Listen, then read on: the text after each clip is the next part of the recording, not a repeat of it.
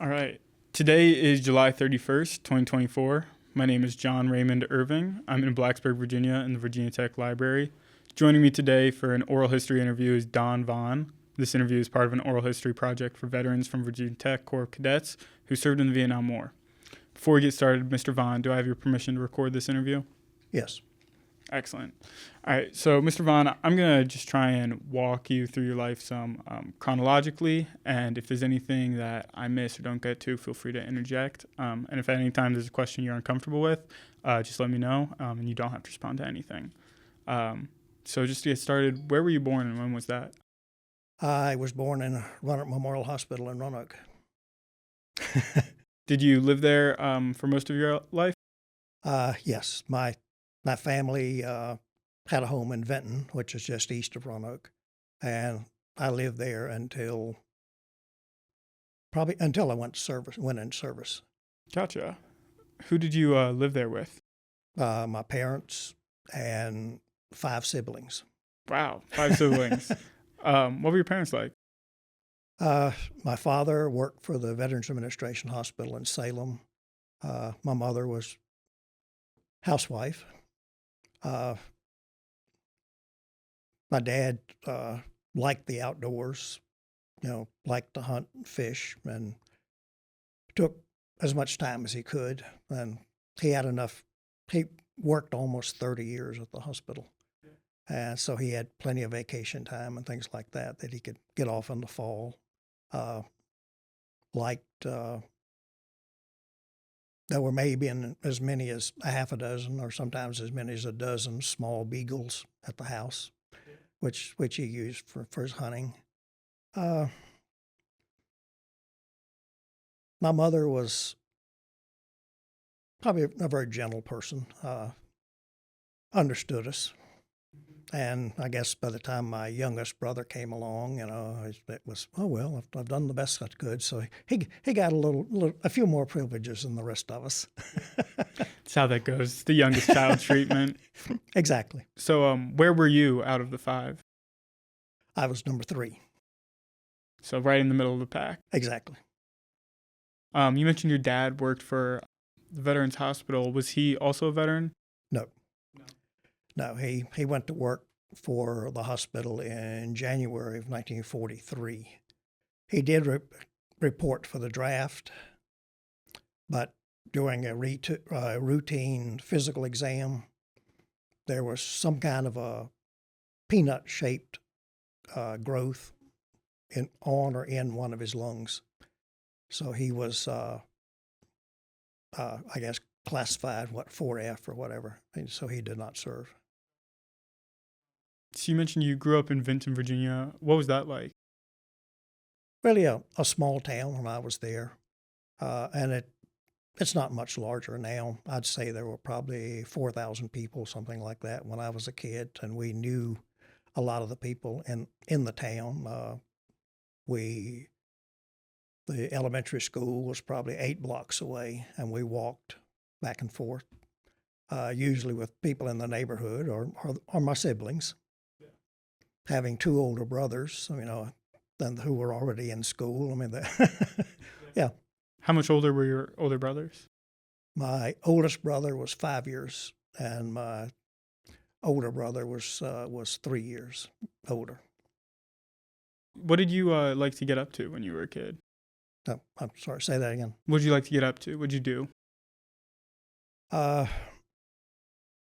Usually, while I was growing up, the kids in the neighborhood would come to our small backyard, and we would kick a ball around trying to play soccer or baseball or something like that. We had had bases established in the backyard.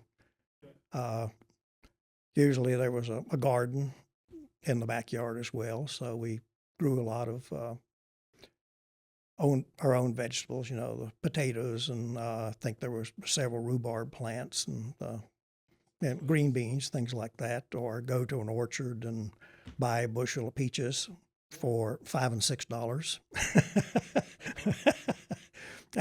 and can those or that kind of thing. I carried newspapers. I probably started when I was about 12 years old. My brother, older brother, started the route, and then I started helping him. Eventually, he gave it up, and I took it over. And I carried the newspapers until I was a senior in high school. And where did you go to high school? I attended William Byrd High School, the old high school, which is now called Billy Byrd Apartments. What in high school did you like to do? Did you do any sports? No sports. I occasionally attended meetings of the science club, but since I had an afternoon newspaper route, I had to, and usually the newspapers were delivered by 3 o'clock to my pickup point. So, so as soon as school was out, I'd leave and then start the paper route. That's cool. It's really interesting. What did you like to study in high school? I would say for the most part, math came easy. English was not exactly one of my strong points. I like most of the sciences, just the general science and biology and botany. I didn't take physics because it wasn't necessarily required. I did take chemistry. At that time, when I started high school, there were only 2 foreign languages being offered, Spanish and Latin. Which did you choose? Neither. By the time I got into high school, French was being offered. So I took 2 years of French with a teacher from England who had lived and worked in France. So she knew the correct pronunciation, and rather than trying to just mimic a word or mimic a sound, she was teaching us the correct way to place the tongue in the mouth, and and the opening of the mouth and all of that. So now don't ask me to what I remembered, how to speak it, or anything like that, because I don't.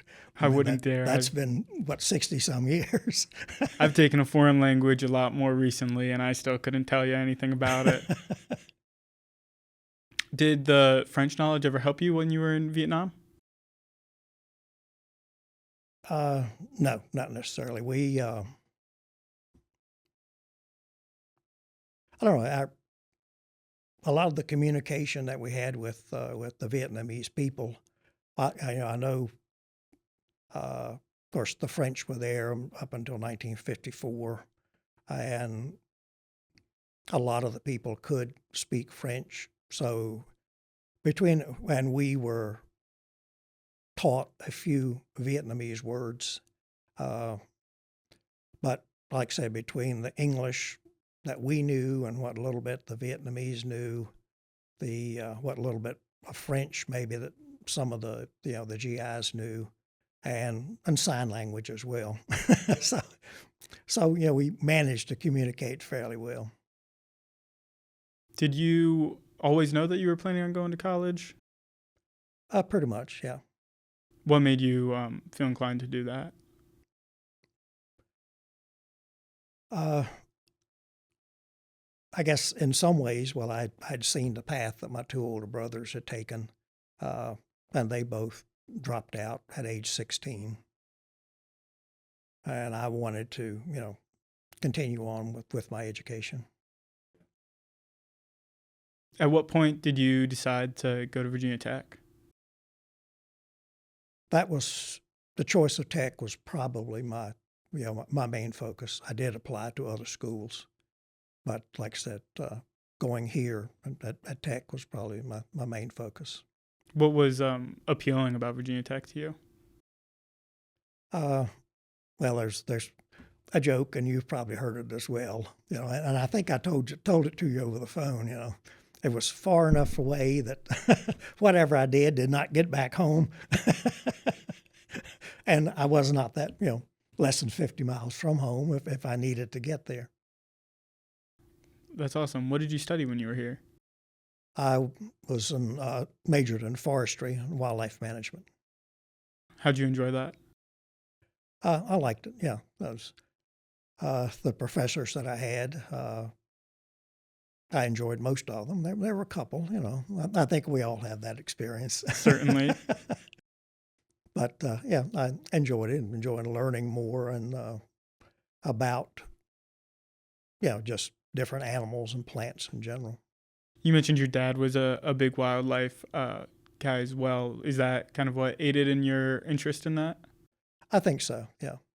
Did you do a lot of that? And I had a couple of friends, older friends, who had graduated from tech and one in forestry. And then he kind of changed his focus, became a stockbroker. Remind me, what year or what years were it that you went to Virginia Tech? I entered school in September 1963 and graduated in June of 1968. Again, the joke there is I majored in freshman English, so so it took a little while to complete the coursework. When you were at Virginia Tech, what made you join the Corps Cadets? At the time, it was mandatory. Was that for your entire stay at Virginia Tech? No. When I entered Tech, like I said, in September of '63, any entering freshman, unless they had some appropriate excuse, were required to be in the Corps Cadets their first 2 years. In June of 1964, the Board of Visitors repealed that. So, when I entered school, the Corps Cadets had 18 companies. You had the 16 companies, band company, and what was called T Company. T Company were the athletes. And they didn't do quite as much as we did as far as the military training and things like that. But, yeah, they were still, if they were interested in the military career and the military experience, they were part of that. During the pandemic, my classmates and I tried to decide how many freshmen in my beginning class. I think we'd settled on somewhere between 35 and 40.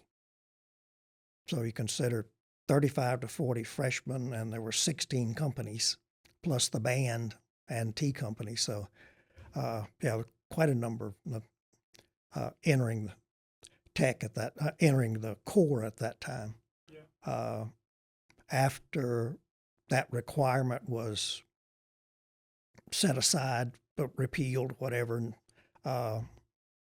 we lost probably a third of the membership of the Corps Cadets. The freshmen just decided they did not want to continue. Or do you think you would have gone into the Corps Cadets had it not been mandatory?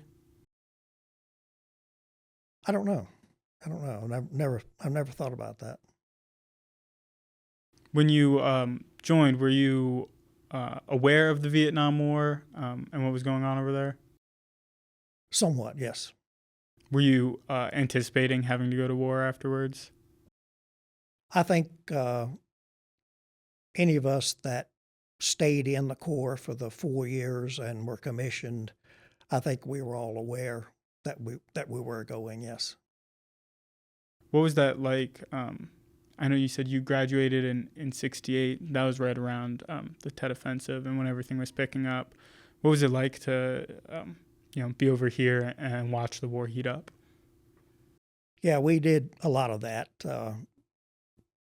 The news programs at 6 or 6:30 or whatever, we definitely were aware of all of that. Tet was in January of '68. The first Tet, that's the one that most people are aware of. There was another offensive in '69 as well. Yeah, I think we, like I said, we're aware. And, well, one of the things that I wrote about and is in the file that I gave you, probably the summer of '64, I formed my, a really lasting memory of Vietnam.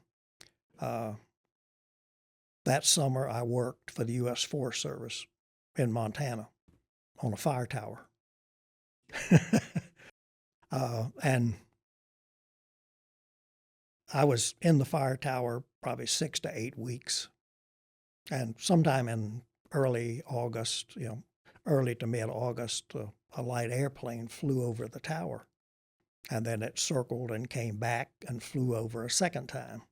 I really, I just thought it was somebody getting flight time and really didn't pay any attention. It flew over the third time and then it disappeared. And then I got a radio message from someone in the forest supervisor's office saying that the plane had dropped a package for me.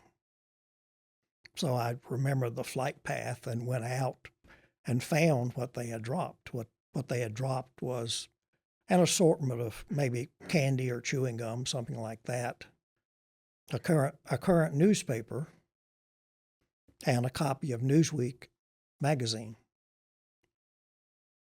In that Newsweek magazine, now this was August of '64, the Gulf of Tonkin, and the different. Well, I only saw that one issue that summer, but that kind of stuck with me, and I can still remember that there was the picture on the cover of that particular magazine was a flight deck from an aircraft carrier with, they weren't F-5s, they were F-8s on the deck. Yeah. What was that like to become aware? What was going through your mind? Yeah, well, I knew that we were involved. I really did not have any idea that we would get involved as we were. Yeah. That it seems to me probably just an isolated incident. Then it was not, unfortunately. And it was not. Yeah. So during your freshman year of college, and you said that was 1963? 63, 64, yes. Do you recall where you were for JFK's assassination? Yes. Can you tell me about that? I was in Price Hall taking my, I don't remember, or botany classes or zoology classes, but we had class and maybe a lab that afternoon, and we were a friend of mine, and we were coming back to the upper quad across the drill field and found out about it. And the campus itself, you might be able to compare to 9/11. Very quiet, very solemn. Very few people were talking. Not a lot of noise going on. And immediately, I think, like I said, I believe that was a Friday, and immediately the Corps of Cadets began to prepare for a ceremony to honor the president. And probably the hardest part of that was, we normally marched at 120 steps per minute or something like that. But anyway, to march at 80 per. So, the drums and everything out are all slowed down, and just learning to march at that pace. Was that the most memorable part of that ceremony? I'm sorry, did that ceremony actually happen? Yes. Anything else you remember from it? No.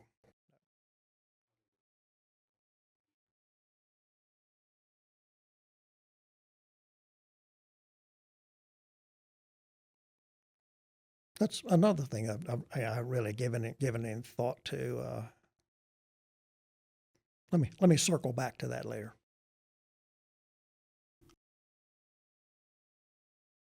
At what point did you realize that you were going to go overseas? I think probably my junior year. A lot of upperclassmen, maybe a class of 64, 65, we knew they were already there. I think the early part of my senior year, I took the flight aptitude test and passed that. And I was not behind any controls or anything like that. And apparently that went on a record someplace. So when I reported for active duty in 68, probably the second day I was on active duty. Are you still interested in flight school? No. Understandable. It was bad enough to be. I mean, my active duty orders in June of 68 stated that I would be in a overseas area within a year. And I was.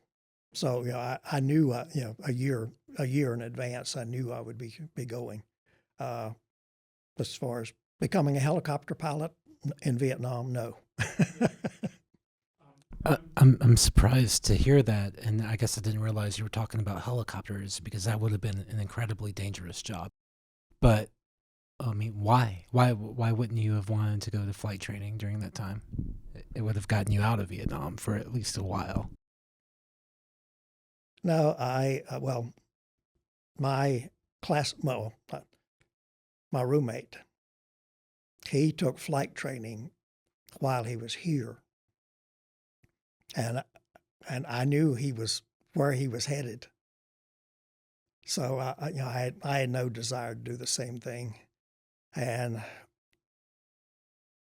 I visit with him every 2 or 3 months, and we have breakfast together and things like that. And his experiences as a helicopter pilot has closed him off. He will not talk about his experiences. You mean you still meet with him today? Mm-hmm. Oh, interesting. Thank you for sharing that. Yeah, he will not talk about it. Occasionally he'll come out with something, and ask me if in the reading I've done or research I've done or whatever, did this particular location come up or this particular location. He told me that his particular unit had a policy that if you came back with bullet holes in your helicopter, you laid $5 for every bullet hole on the bar, and you bought drinks. He said he came back one time. He put $65 on the bar. 13 bullet holes. That's scary. In 12 months that he was assigned over there, he earned 12 air medals. So and I can appreciate, why he won't talk about it. And I've even, he took pictures and things like that, and I've tried to, let him allow me to look at the pictures, but they're in the house someplace, But there are some things, occasionally he will drop a little bit of his experiences. And I think I told you that out of my 13 classmates, can't remember now if it was 5 or 6 of us served in Vietnam. My roommate, he was with the 101st Airborne.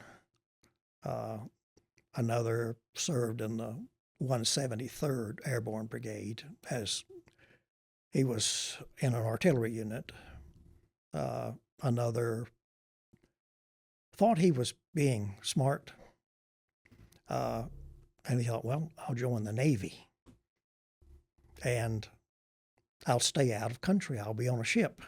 No, he was assigned to a CB unit, building bridges in country. It's unfortunate for him, I suppose. Yeah. Was there anyone else who you kept a relationship with outside of your roommate from college? Probably since our 50th reunion in 2017, I've had more contact with my classmates, and we've occasionally had time to sit and talk about our war experiences, or just when some of us, some of the class graduated in 67, and there were 3 or 4 of us didn't graduate until 68. So as we left school, we kind of went our own separate ways. There was one classmate, class of 67, that I kept contact with after graduation, and our paths crossed again while we were in Cam Ranh Bay in Vietnam. And he and I, remained fairly close, for the past 50 or 60 years. I'm glad to hear it. How did you all keep in contact when you were in Vietnam? Do you write letters, or? Like I said, with my roommate, we wrote letters, but the mail service was extremely slow. Yeah. I could finish a roll of film and do prepaid processing, mail the package from Vietnam to Palo Alto, California, have it developed, and come back in 4 days. That's pretty awesome. A letter from me to, say, my roommate, who was in the northern part of South Vietnam, it would maybe take 2 weeks for the letter to travel through all the units to get to him. Was that a thing mostly just within Vietnam, or was that a similar situation if you were writing home to someone in the States? No, if I was writing home or whatever, the mail was fairly quick. Okay. But like I said, just all the mail clerks within the country, and traveling through all the different units that it had to get from one place to another. It was fairly slow. Mr. Vaughan, I want to get into your service, but real quick, I want to go back and touch on something we were talking about before the interview, and that was that you've been interested in photography for a long time. When did that begin? Like I said, I started taking pictures probably in high school, and using an old Kodak Brownie 127 film, black and white, that kind of thing. And it's just something that was interested in. And I guess I bought my first 35 millimeter camera when I was at Fort Stewart in Georgia. The company commander there, knew I was interested in photography, and he had a camera that I think he had brought home from Vietnam. So he sold it to me for a fair price, and I just started taking pictures then. And some of the slides and pictures that were on that flash drive were made with that camera. And like I said, I just continued to take pictures while I was overseas, and since. I bought a number of different cameras.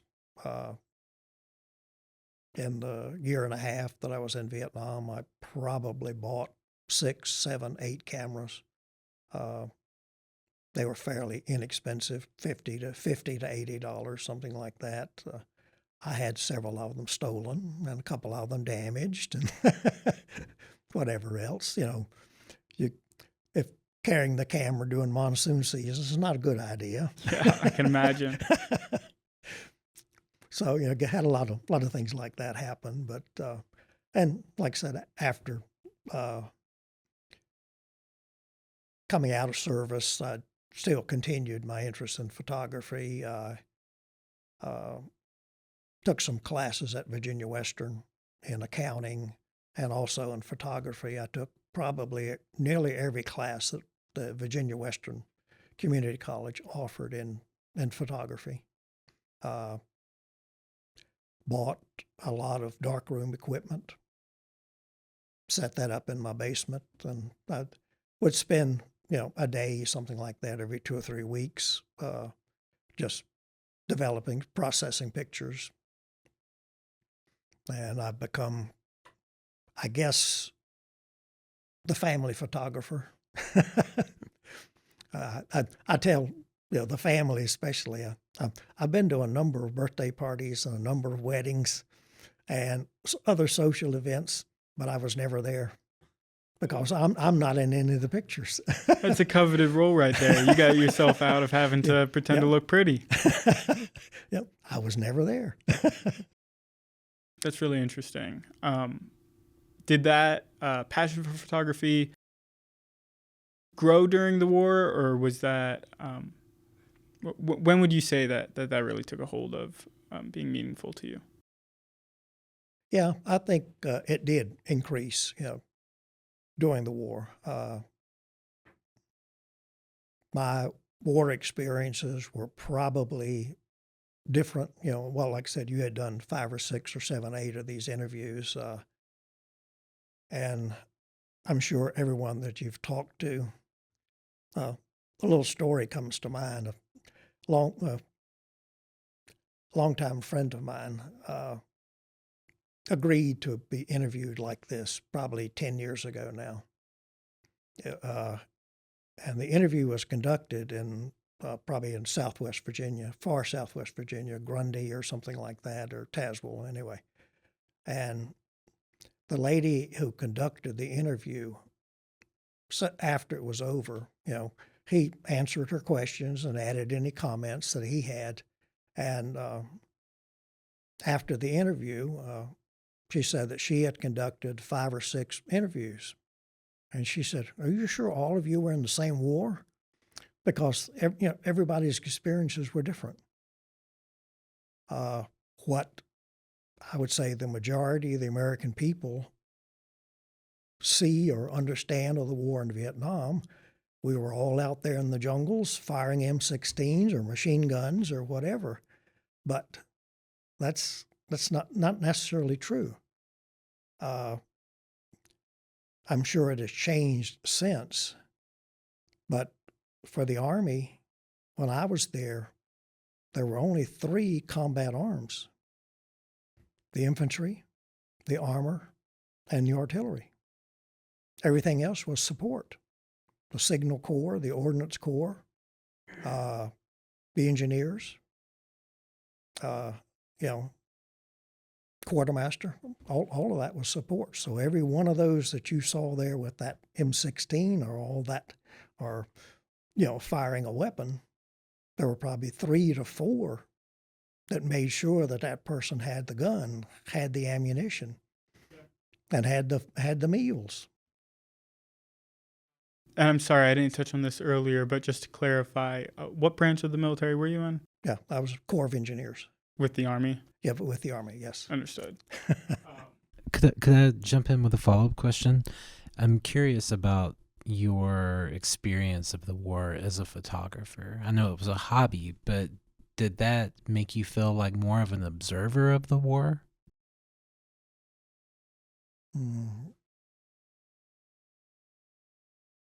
Okay, well, in the time that I was overseas, and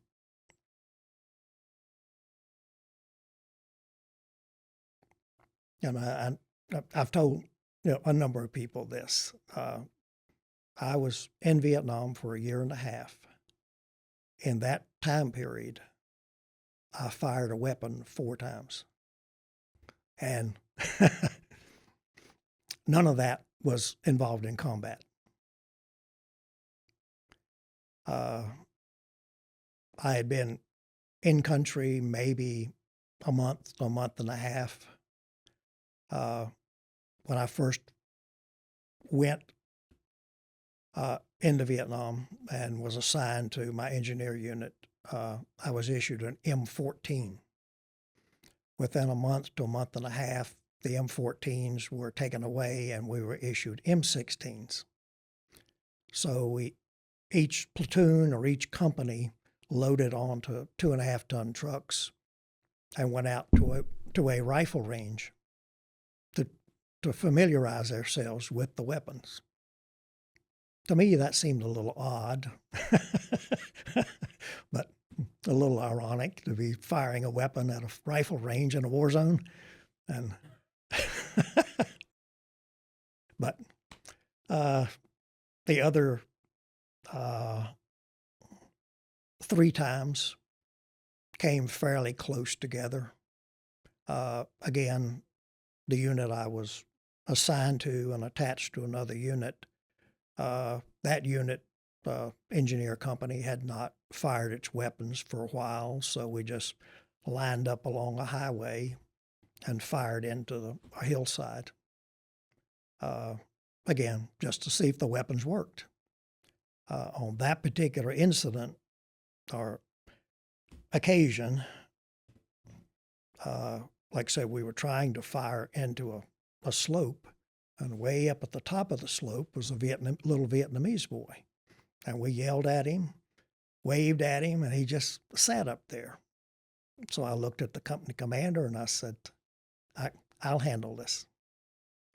There was a sapling, maybe 1.5 to 2 inches halfway down the slope. I fired an M79 grenade launcher at that tree. It hit at the base. The tree fell over. There was no danger because of the bursting radius of the weapon, and the boy disappeared. We fired our weapons into the hillside and went back to work. The 4th time, again with the same unit that I was attached to, there was a perceived threat of enemy activity in the area. So a unit of 1st Cavalry Division assigned maybe a squad or a squad and a half for extra security at this camp I was in. When they left, when the extra security departed, they did not want to take the ammunition with them that they had brought in there. So they set up their mortar, and anybody that wanted to could drop 5 or 6 rounds down the tube of the mortar and fire it out into the jungle just to get rid of it. So, that was the 4 opportunities that I had to fire a weapon. So my experiences, there was no combat as such. I was only fired at one time, and I saw the person that did that. It was a Vietnamese soldier who was supposed to be guarding a work site that we had. And I think he had maybe a little too much rice wine or smoked a little too much marijuana or whatever. He just came out and fired about 4 or 5 rounds in our directions and went back into his little hovel or whatever.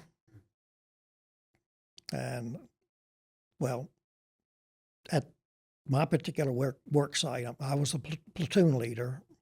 I probably had 50 men with me, and I think there were 4 Vietnamese soldiers in this little encampment there by the side of the road. I knew there was a MACV, Military Assistance Command, Vietnam, just probably 2 miles down the road with an interpreter. So I told my platoon sergeant, I'm going down and get an interpreter to kind of diffuse the situation. If another round comes our way, I don't want anything left. We are defending ourselves. So I went down, got an interpreter, came up, he talked to the people, and we didn't have any more trouble after that. But, 4 on 50 would not have been a fair fight. You speak about that experience like somewhat nonchalantly, but what was that like in the moment? Was that as tense as I can imagine it would be, or Uh, Not especially. Uh, Actually, I was told.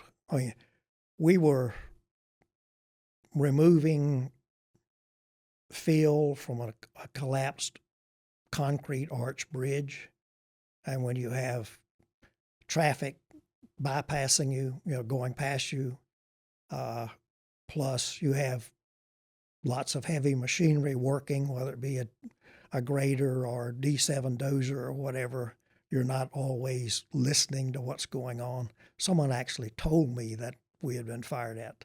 I did not hear it myself.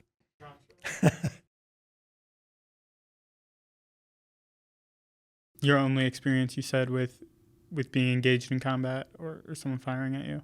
Yes. So if I can just back up a little bit, you mentioned you were in the Army and you were in the Corps of Engineers. Yes. What primarily did you do in Vietnam? Well, as I just referenced, we replaced damaged bridges, built roads, expanded a parking apron for an airfield, built a little bit of housing. I was a liaison officer between a civilian contractor and the Army. The civilian contractor was to produce asphalt, blacktop, or whatever for a road that we were paving. So I was just basically there to make sure we were getting our money's worth. Sounds like you had a somewhat unique job in your relationship with the Vietnamese citizens. What was that like? Yeah, the civilian contractor was a conglomeration of some worldwide construction companies. It was called RMK BRJ. The R was for Raymond Brothers. MK was Milliken. But I don't remember what the K was for. But Jones Construction, Brown Construction, and I think Root Construction. It was a conglomeration of worldwide construction companies that were in there. Out of necessity for that time period that I was, like I said, the liaison officer, I had to work with the Americans that were that were with the contractors, as well as the Vietnamese actually operated the plant. I mean, they did all the physical work. So working with them, making sure they were the civilians with the contracting company. Of course, they supervised the Vietnamese, but I had to get my trucks through there and get them loaded. And RMK BRJ also had trucks of their own that had to be filled. So sometimes getting one truck in front of the other, a few people got annoyed. So that had to be handled as well. I only had one experience working directly with a Vietnamese military unit on the national highway that we had been working on and replacing these bridges. We had driven across this one particular bridge several days and several weeks for that matter. And then one morning we were on our way to the job site and traffic is totally stopped on that highway. Overnight, someone had planted an explosive device on the bridge and collapsed it. Oh, wow. And this would be like, the bridge on this, and this was what was called a QL, which is a national highway. So it would basically, if you came up the back way of 460 or Route 11, it would basically, the road is cut in two. There's no travel in either direction. So I had to wait for a Vietnamese engineer unit to bring out a bridge, a Bailey bridge, which could be assembled on site.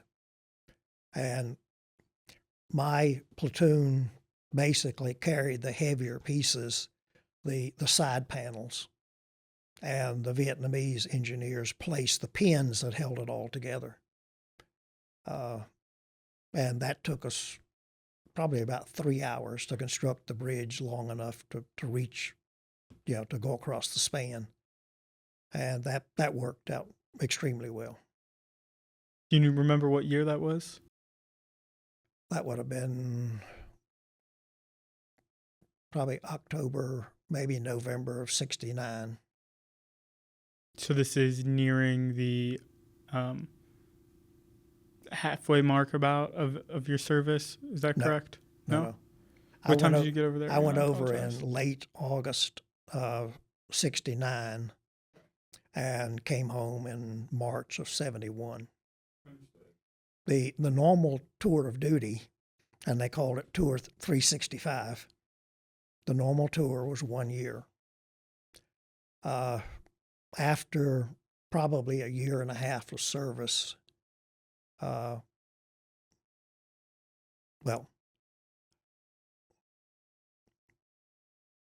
I was commissioned, I knew that I had a 2-year active duty and then I think 4 to 6 years of reserve duty. Well, I did not want the reserve time. So after about a year and a half, I extended my active duty for 1 year and extended my tour of duty in Vietnam for 6 months. Was that a difficult decision to make to keep yourself in Vietnam? Or did it just feel like the natural thing to do? I could have come home, and served out another year here in the States, but I decided, to stay in the country and ask for a transfer from one part of the country to another. My first year, I was in the southern part of the country, which was called the Mekong Delta. When I extended part of the agreement, or part of what I asked for was to be transferred to one of the northern areas. And I ended up in a place called Phan Rang and was there for, I think, 3 months, and then went to Cam Ranh for the last 3 months that I was in country. Why is it that you wanted to move to the north? Just a change of scenery. The Mekong Delta, of course, the river itself and the tidal flow, and a lot of these bridges that had been damaged or destroyed that we were replacing were not actually over streams. They were over canal system. The French, when they were there and occupied, not really occupied the country, but when the French Indochina, and the French actually established a system of canals to irrigate the rice fields. So a lot of these bridges were had to be replaced to open up some of those irrigation canals. And like I said, just was interested in a change of scenery. What was the biggest difference in your experience from going from the southern parts to the northern parts of Vietnam? When I was in the southern part, I was more hands-on construction, and like I said, replacing bridges or extending parking aprons at airstrips. Like I said, the little bit of housing that I built. When I transferred, I was in the 20th Engineer Brigade, which was in the southern part. The 18th Engineer Brigade was in the northern part of South Vietnam. So, like I said, I just wanted, like I said, a change of scenery.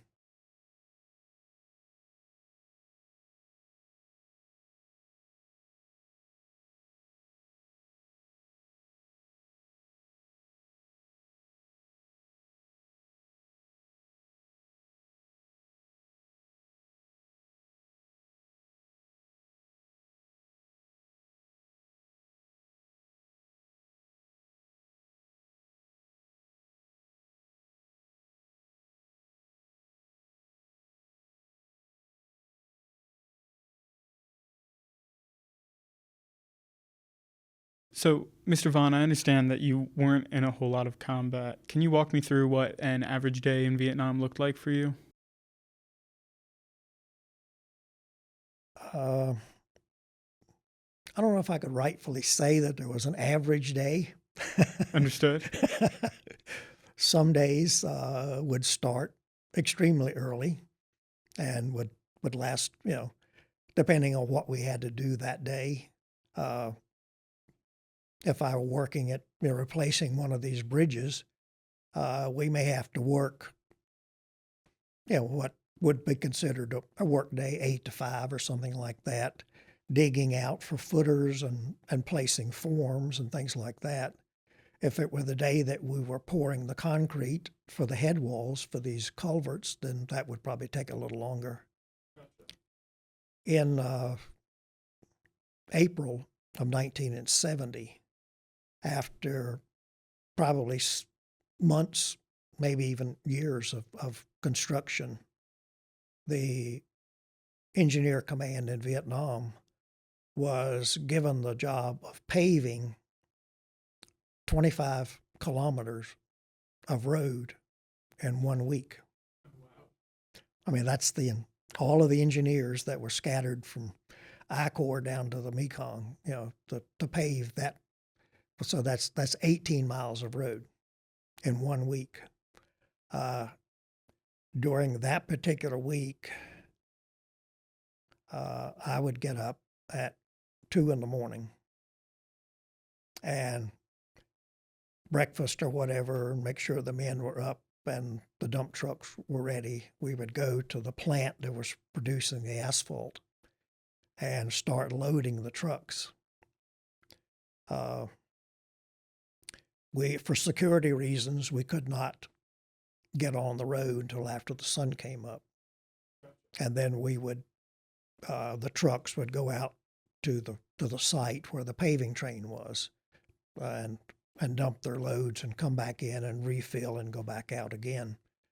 Would usually fill trucks until maybe 3 in the afternoon.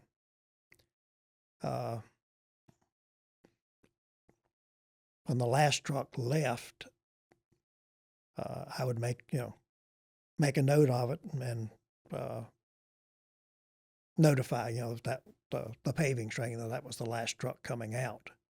I would then go from the contractor's area back to the company area, and as some of the trucks would come back in and park for the night, I had to make sure that they were fueled for the next day, and any preventive maintenance, was done. The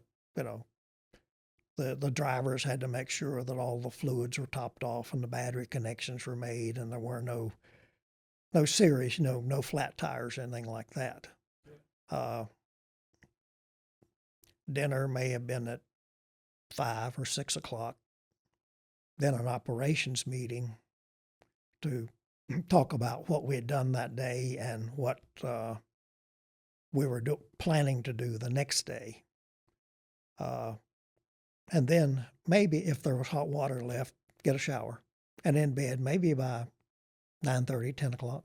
Well, I imagine if you're waking up at 2, you ought to be.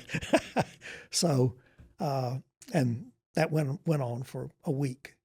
Twice during that week, we were alerted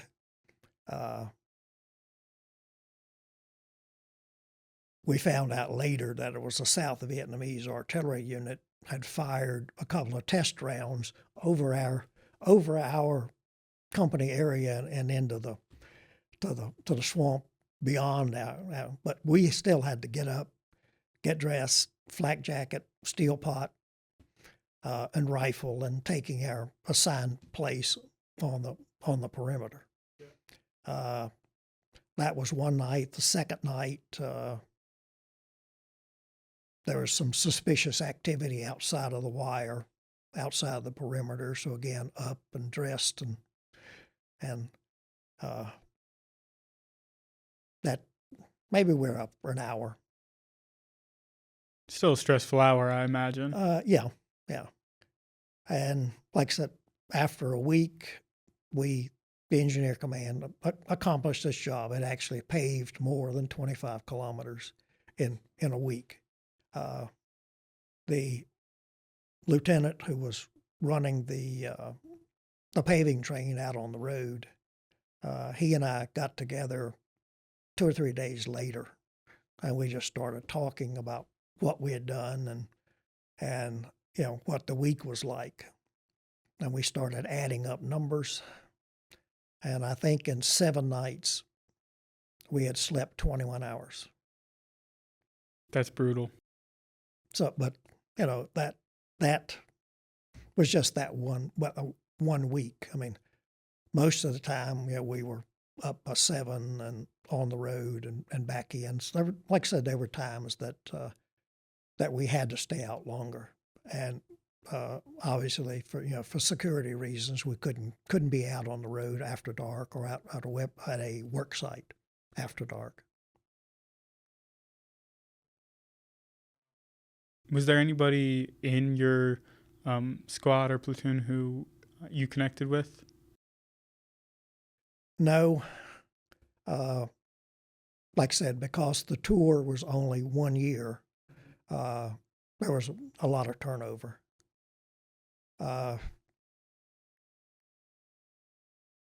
Probably the lieutenant, who I think he lives in Atlanta now. He was a tech graduate as well. I think class of maybe 66. So he and I, talked quite a bit. Do you remember what his name was? Yes. What was it? No. Oh, it's unfortunate.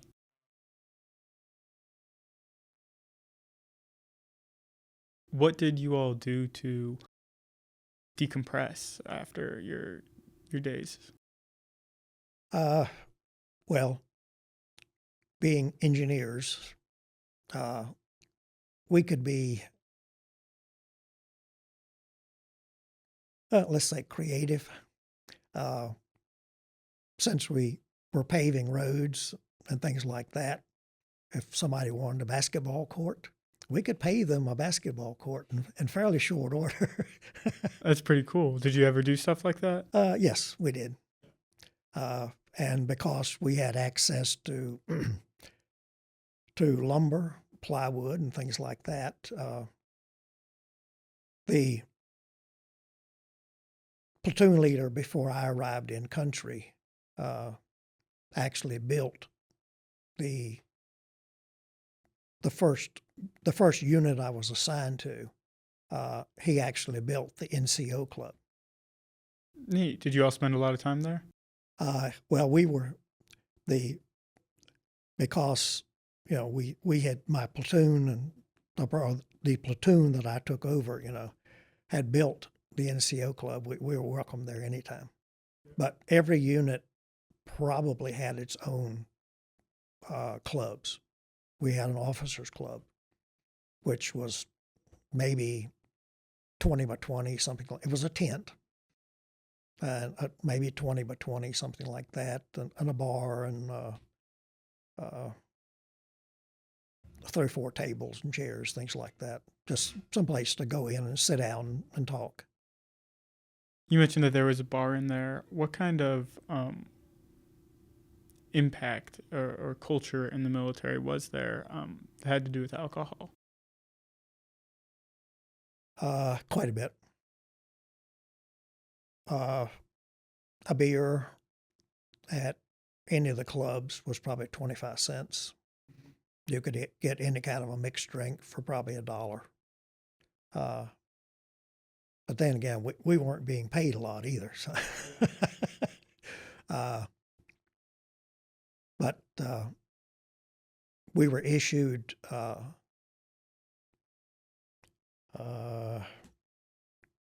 I guess you'd call it an allotment card. You could only buy 2 bottles of booze a month. But there were ways around that as well. A lot of the personnel that worked in the PX may have been locals, Vietnamese, and they could be distracted or whatever. Oh, you already done that, So and by like I said, with all of the clubs that there were available, the enlisted club, the NCO club, and the officer club, and you could go in there anytime you want, buy a beer for $0.25 or mixed drink, whatever you wanted. So there was quite a bit of alcohol. Was that kind of a normal end of the day activity for someone in Vietnam? A few people, yes. Similarly, was there any use of marijuana or heroin that you observed or knew about? Marijuana grew wild.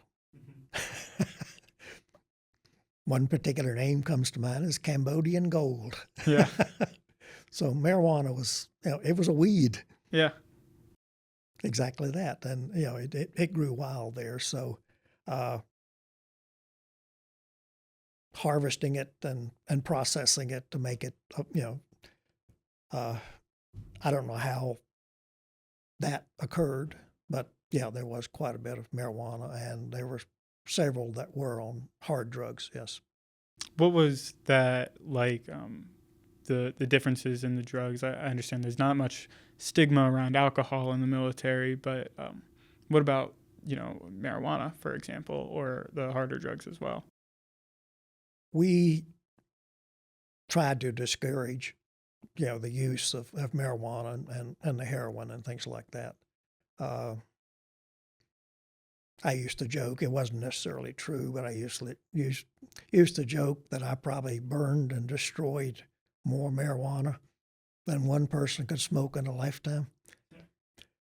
We were constantly finding little plastic baggies of it in different places. They were not very, most of the enlisted were not very creative in where they hid the drugs. What kind of trouble would that, or could that get them in? It could have, in most cases, it may have been just a reprimand by the platoon sergeant or the platoon leader, or maybe some extra work or something like that. Gotcha. If it were serious enough of a problem with the heroin or whatever, they could be court-martialed and dishonorable discharge. Were you ever in charge of reprimanding someone for their use of drugs? Yes. I was actually an investigating officer and for someone who was going to be court-martialed for the use of drugs.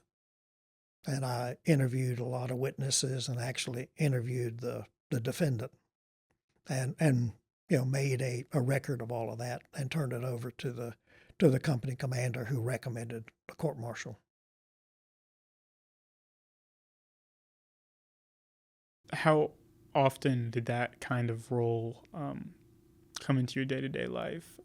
Not necessarily just on the drug side of things, but how often were you working as an administrator versus a construction worker and getting that done?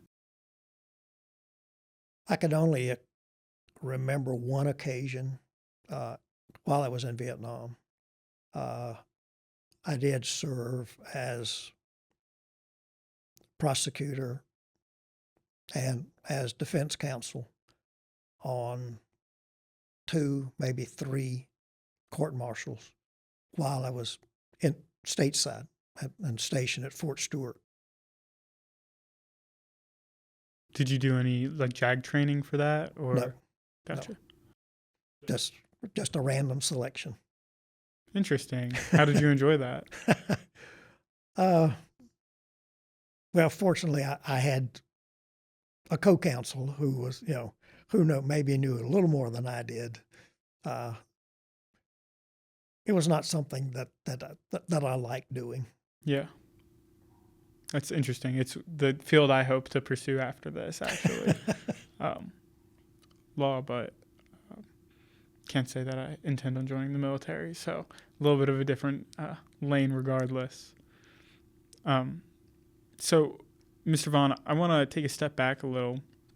We talked about you entering the service, and you actually deployed in 69, is that correct? What was it like while you were leaving to have the anti-war movement growing, and just can you give me some insight on what that was like, how it was growing, and whether or not that was something you'd noticed? Well,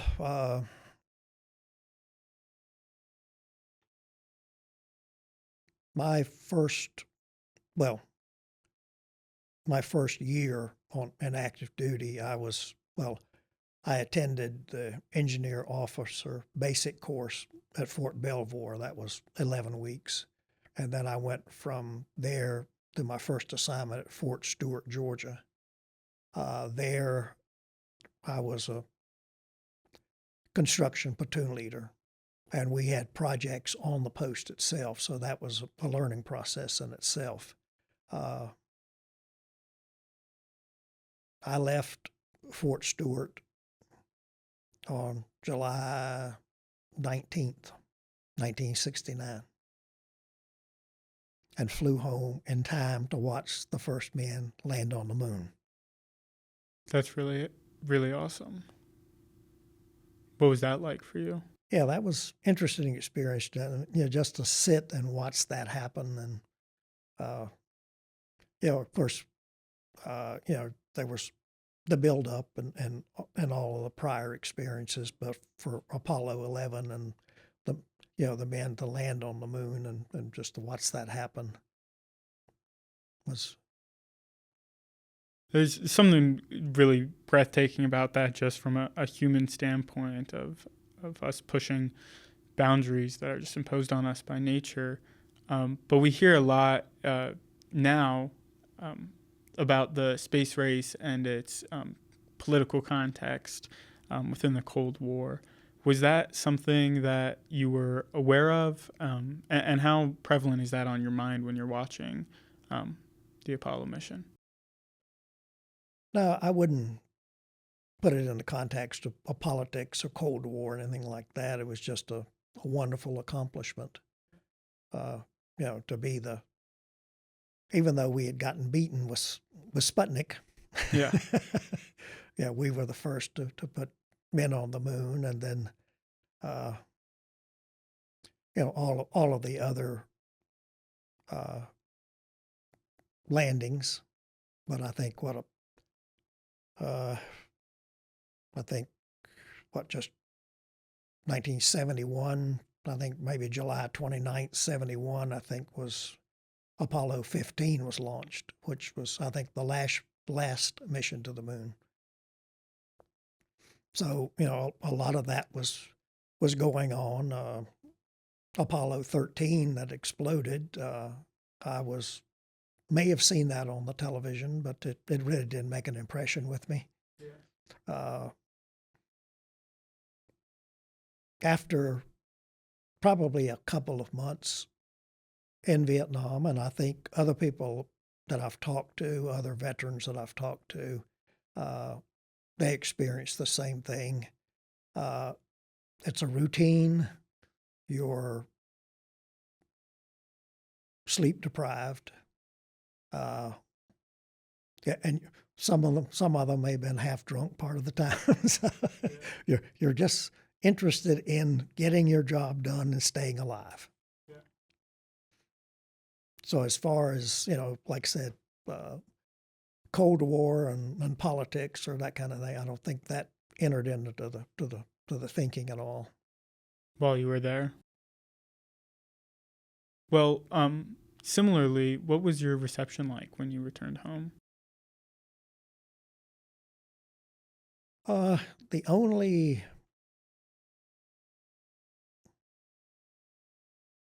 thing that comes to mind is that when I flew, like I said, after serving a year, I extended my service in Vietnam for 6 months. As a result of that, I was given 30 days free leave. So I, was flown home for those 30 days. I don't remember the exact route coming back, but I know I flew out of Saigon, and I landed at Travis Air Force Base in California. The flight attendant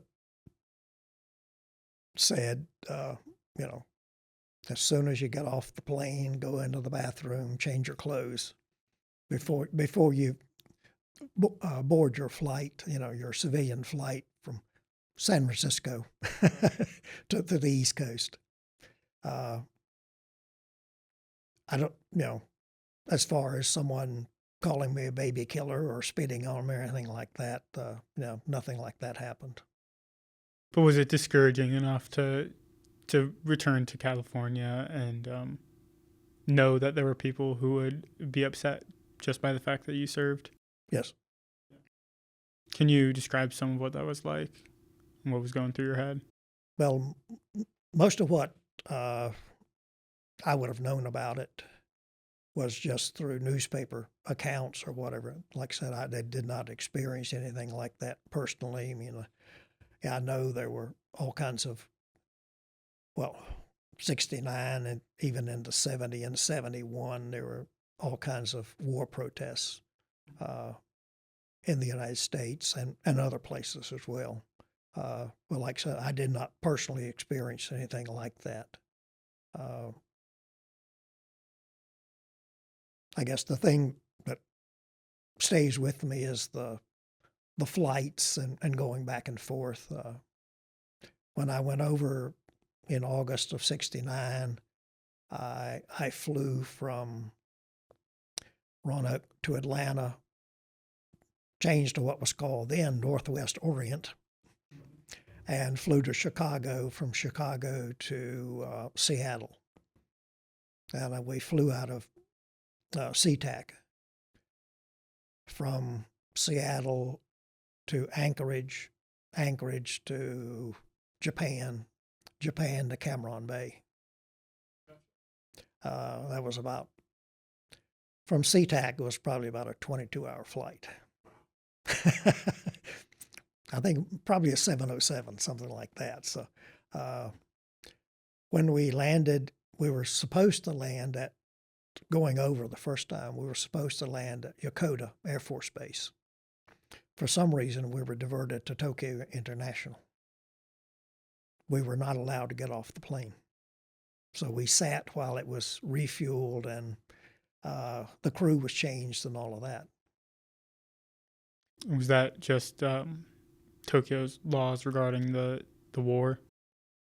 I don't know. I don't know why the change of landing site or what. Like I said, what was never told. When I came back in September of 70, coming home on 30-day leave, I flew from,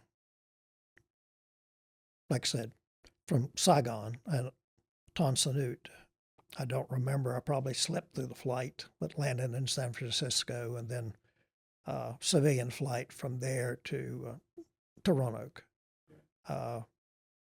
Going back for my extension, I had to report to McGuire Air Force Base in New Jersey. We were supposed to take off at 1 a.m.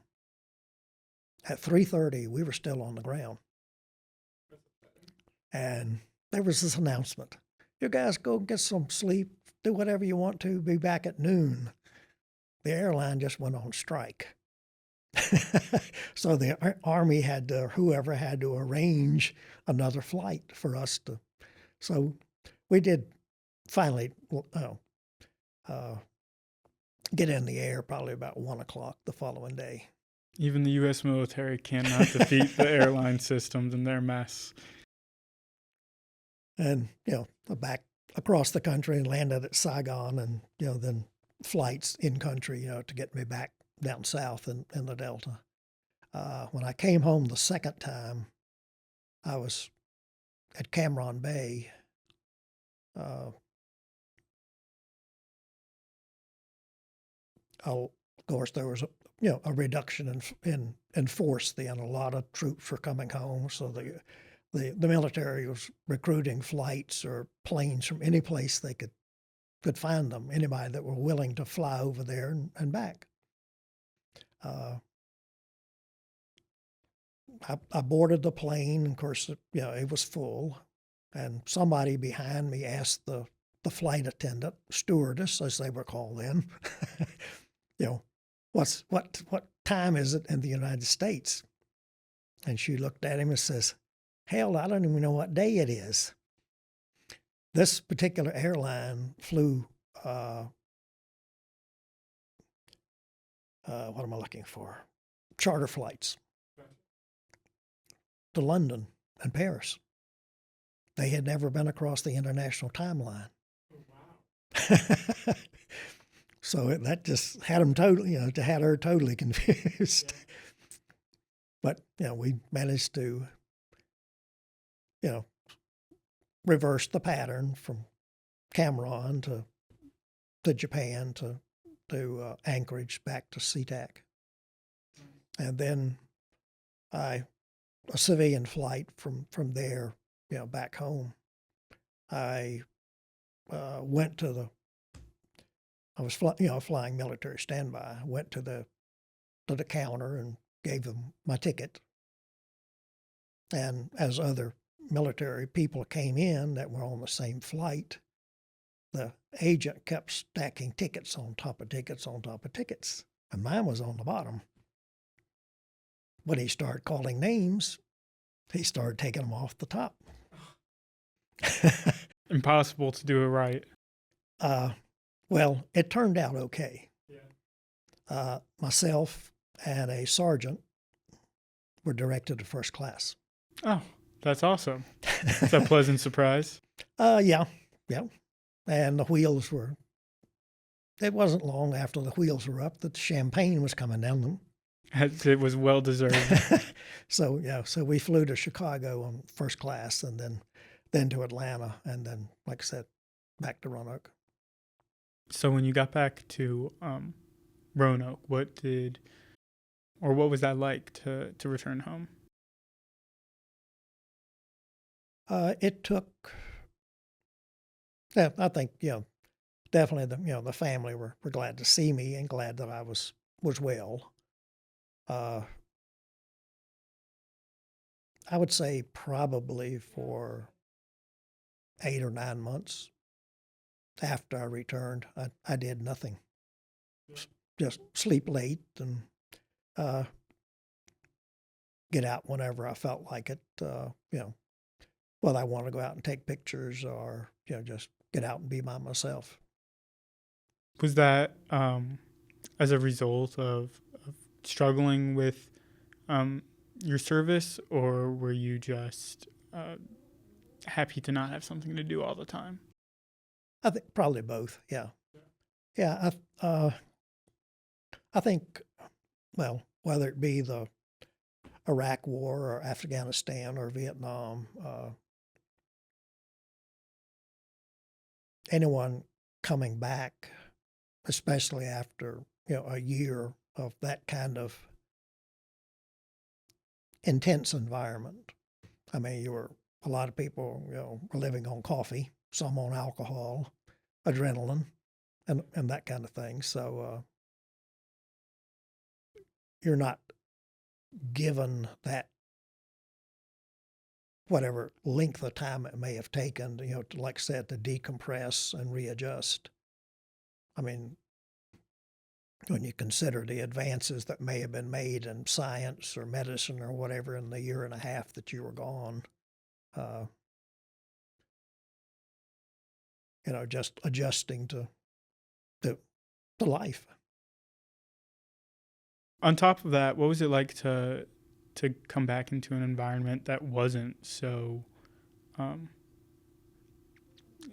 necessarily rushed, but like you said, intense? Like there's a certain amount of pressure in everything you do.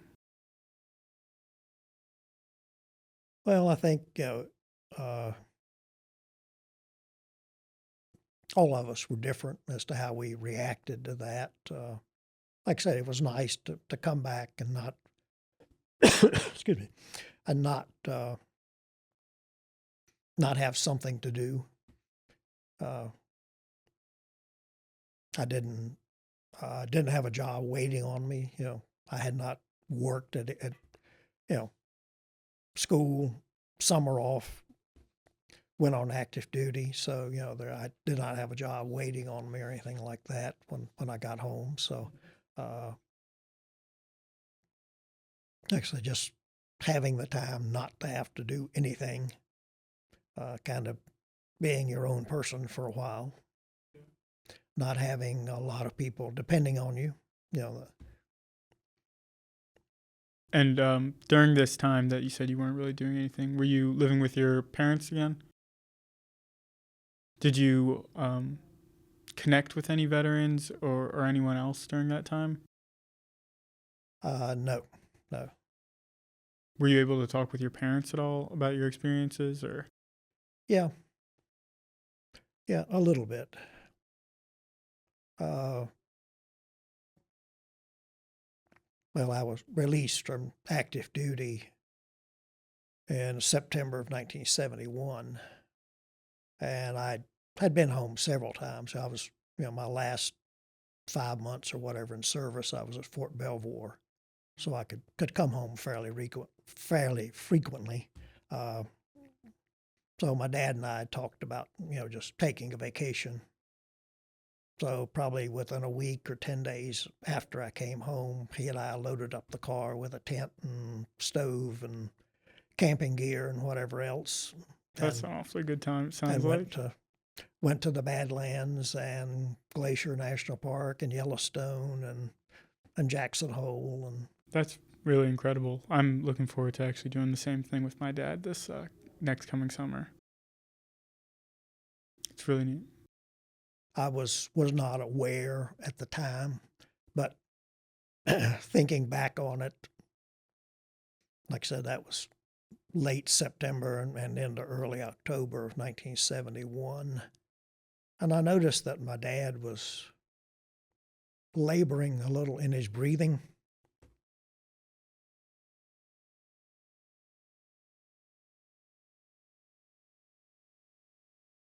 And like so, I didn't know it at the time, but he had cancer.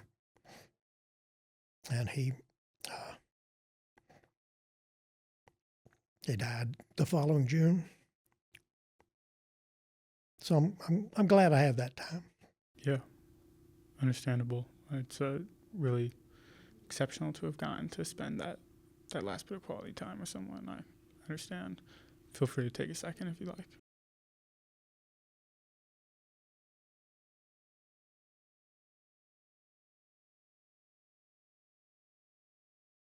Even after 50-some years, that still gets to me. Yeah, certainly. It's a difficult reality of life.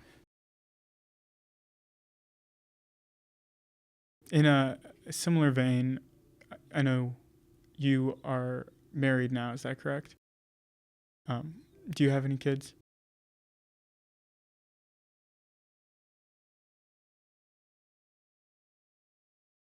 A big part of this project is giving people the opportunity to memorialize some of the things that have happened to them and some of the experiences they've had. And frequently there's someone or a group of people who they're excited to share this with. Is there anyone who fits that bill for you? Well, most of what have said today, I mean, I've talked to my wife about.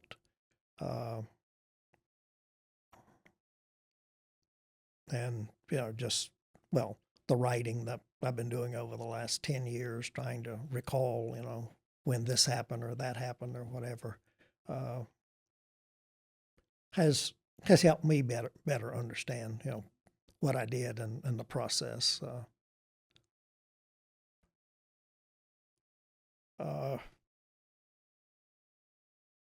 One longtime friend that we started school together in '63, and I kept in contact. And like I said, our paths crossed again in Cameron in '71, and he passed away in 2021. So there's probably nobody that comes to mind, that like I said, I've talked to my wife. I think my family members, siblings and nieces and nephews and whatever, I haven't really told them a lot about what I did. I think they have the impression that probably I was out there with with the machine gun and the M16 and all of that, but no, there's nobody that comes to mind that probably I would share this with.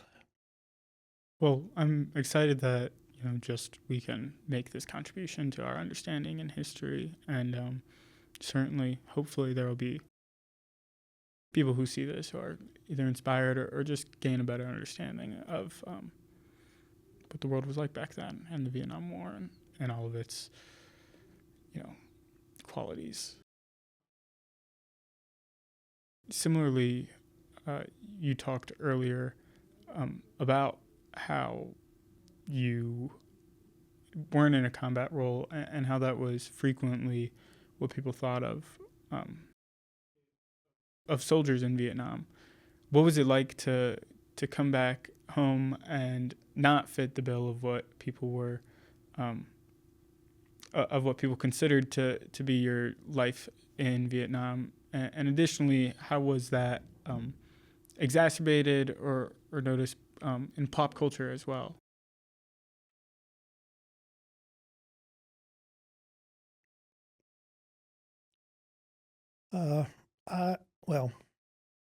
One of my soapboxes, and I think a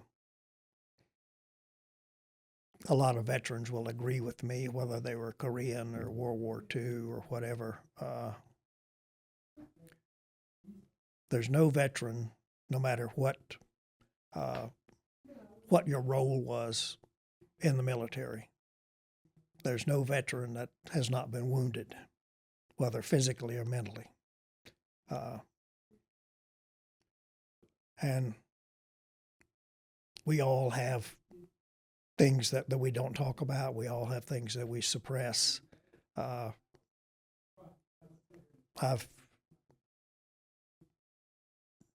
tried to think about those kind of things.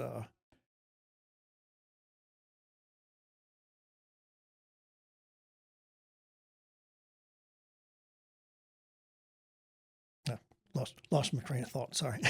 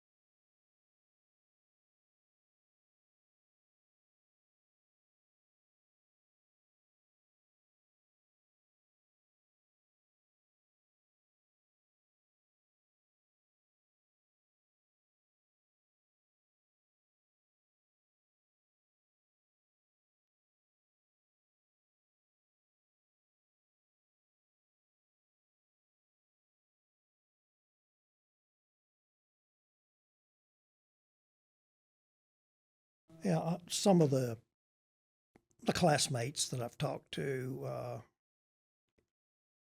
and like I said, my roommate will not talk about his experiences at all. Another classmates, I've spoken to him. I think he has a certain bitterness, and I think other things that I've read and other people I've talked to, they ask themselves, why me? Why did I come home and someone else didn't? I think I looked on it as, I was there, I had a job to do, I did it, and I came home. Nobody that I knew or nobody that was under my command was injured or wounded. Well, I'll back up on the injured. Nobody suffered any kind of combat wound. Now, we did have accidents on the job sites, but that's that's a whole different category. Yeah,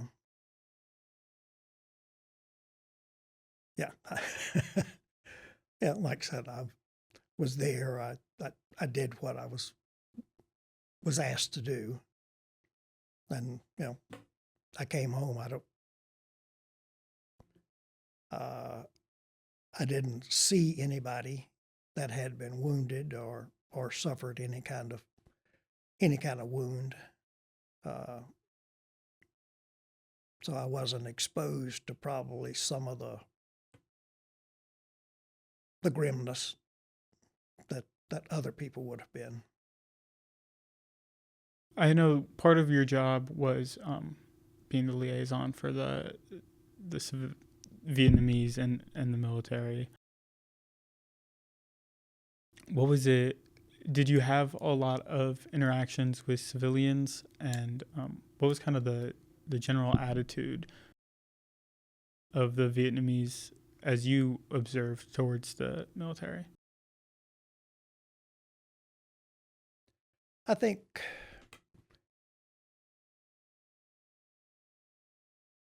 I would say the majority of the Vietnamese people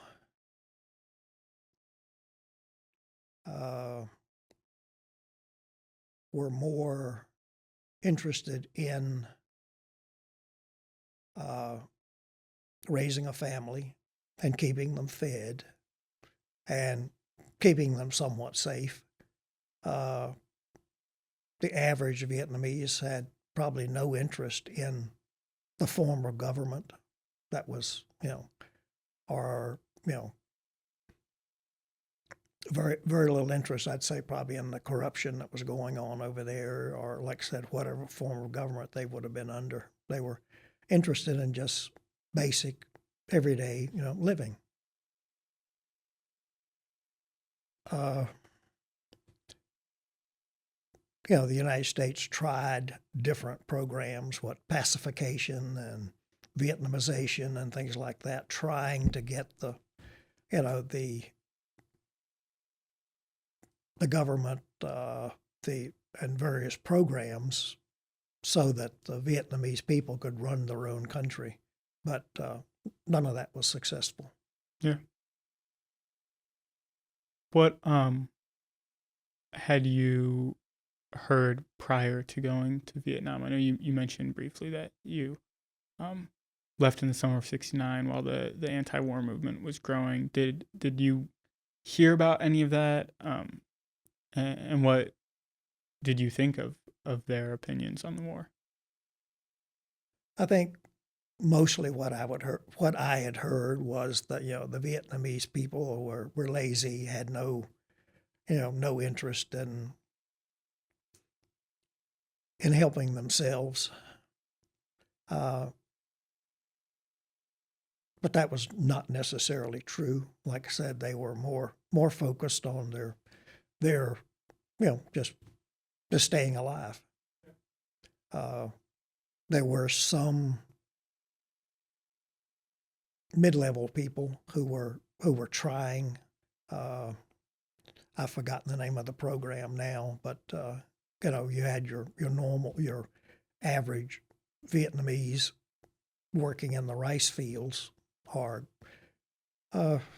growing some other kinds of crops. I was really surprised when I saw corn growing or watermelons or, cucumbers and squash, onions, things like that. Yeah. What you hear is rice paddies, but yeah, there were large commercial farms that raised those kinds of vegetables. Yeah. How's the food in Vietnam, by the way?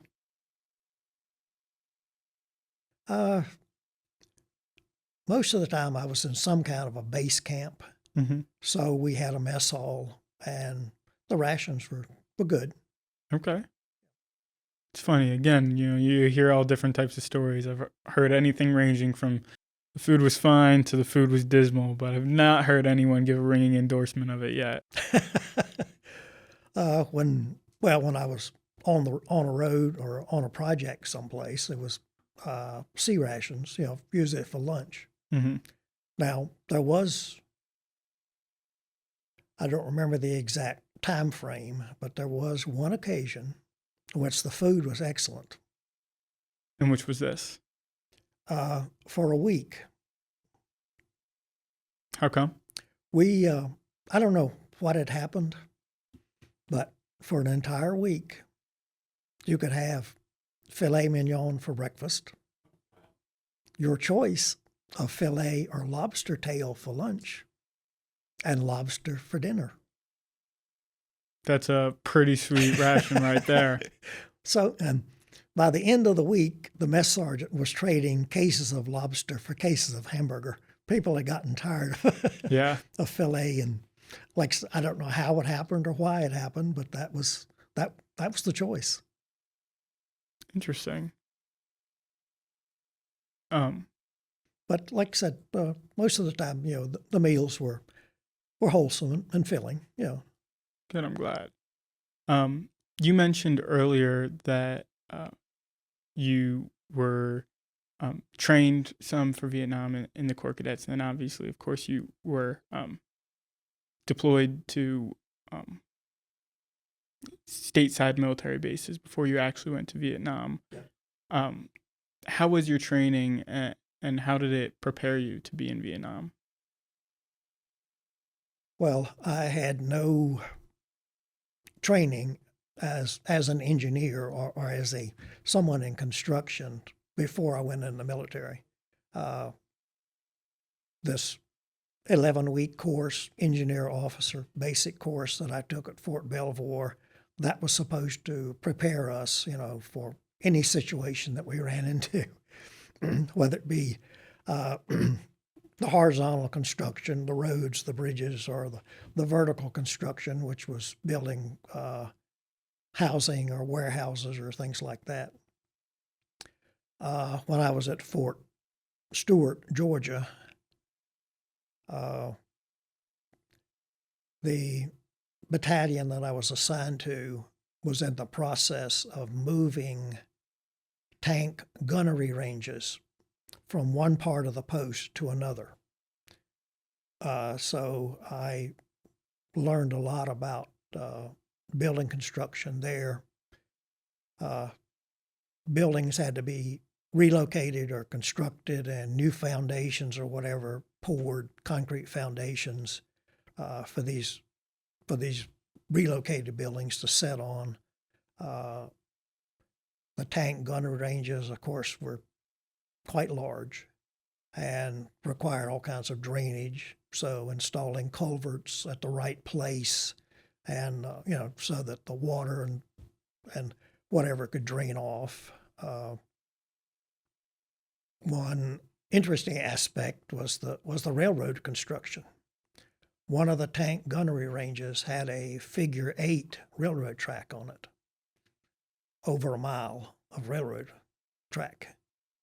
Our job was to pick up the rails and move them to one of the new tank gunnery ranges. Sounds challenging.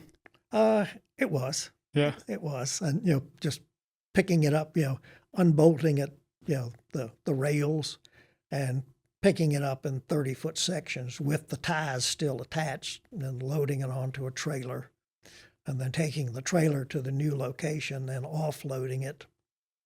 And at some point, of course, as a figure eight, it has to cross. So trying to figure out how to lay the track down off of the bed itself, and then using your crane and maneuvering and getting the track and then getting the crossover in the right place and keeping it out of your way so you wouldn't run over to things like that. So it was interesting. And I guess another way that we were prepared is that we moved from the main part of the post, which had wooden buildings at the time, to a remote part of the post, and we lived in tents. So the last 3 or 4 months that I was in the United States or in Georgia, I lived in a tent. And when I got overseas, I was in a tent. How did it compare to being in a tent overseas? Well, of course, Georgia was warm in itself, but the tent bases in Georgia, of course, had concrete pads. The tents in Vietnam, we had just wooden framework that the tents were pitched over. The tents were about the same size. For us, the 3 officers that lived in the one tent, I think it was called GP Medium. It was probably 16 by 24, 16 by 30, something like that. And we had our own individual areas in there, petitions and things like that within the tent. So, if you don't mind, I'm gonna go back to what we were talking about previously, further chronologically. You got back home after Vietnam, and you said you spent about 9 months not doing much. You went on that vacation with your father. At what point did you start working again, or kind of resuming a normal life? Probably June of '72. I heard about a church summer camp that was looking for employees, somebody just to work for the summer. By the time I got into the applying for the job, everything had been filled.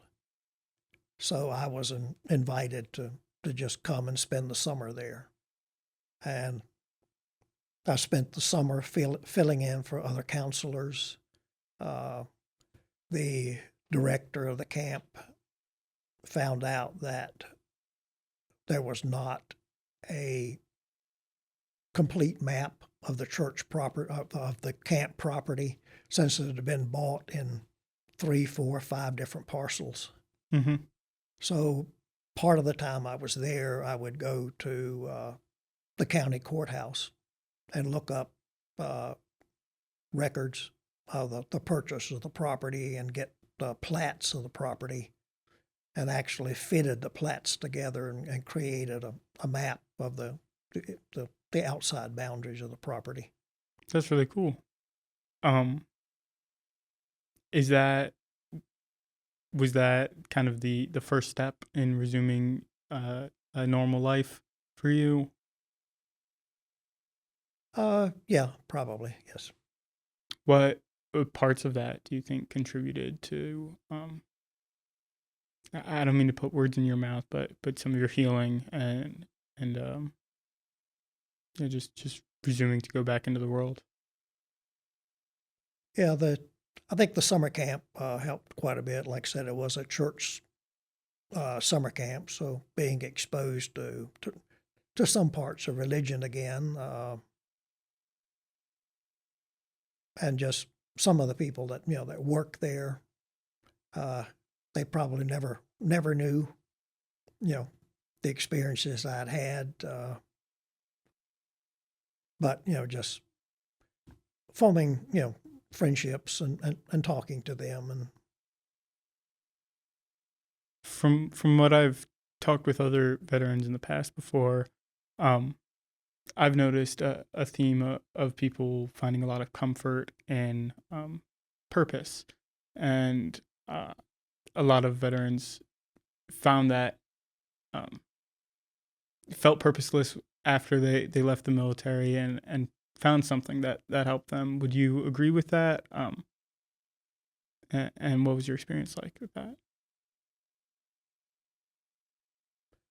No, I would say immediately after, like I said, there was not a lot of time. Well, I guess the vacation to the western states, that was part of the decompression, and like I said, spending more time with my father. And then the fall months of 71, like I said, he took time off from work, and we would get out, maybe rabbit hunt or squirrel hunt in the mornings, then get the fishing poles out and have lunch and fish, and then go back to hunt that afternoon. So that was a day-long experience with him. Yeah. And like I said, was not aware of his medical conditions at that time. Yeah. So I was, pleased that I had that time with him. And I think from what I was told by family later, my mother was pleased that I was going with him. Otherwise, he would have gone out by himself. Yeah. So there was, a purpose there as well. Yeah, absolutely. What did you begin doing or resume doing after the summer camp? After the summer camp,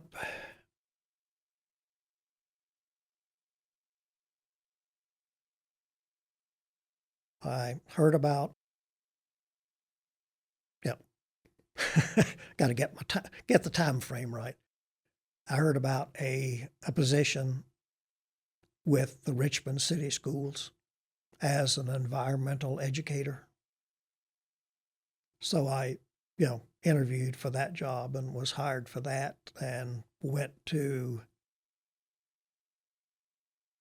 a church summer camp that was being used for this environmental education program, and worked there until January of 73, in which the funding ran out for the program. How did you enjoy that job while you had it? Yeah, it was fun. We would, I think, fifth graders from Richmond City Schools would be bussed out to the camp for a week, and they would stay out there, and we would try to instill some awareness of the environment, and and how their actions could affect the environment. And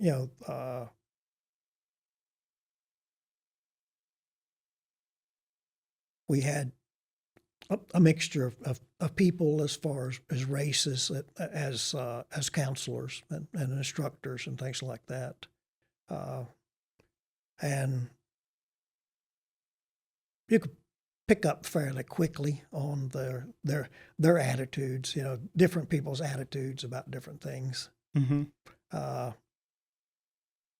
One of the people who worked there was actually an ordained minister. Oh, wow. But he had not been selected by a church yet. And like I said, I could probably, if I thought about it a little bit, I could probably come up with their names and their different attitudes about things. But working with most of them was good. Oh, I'm glad.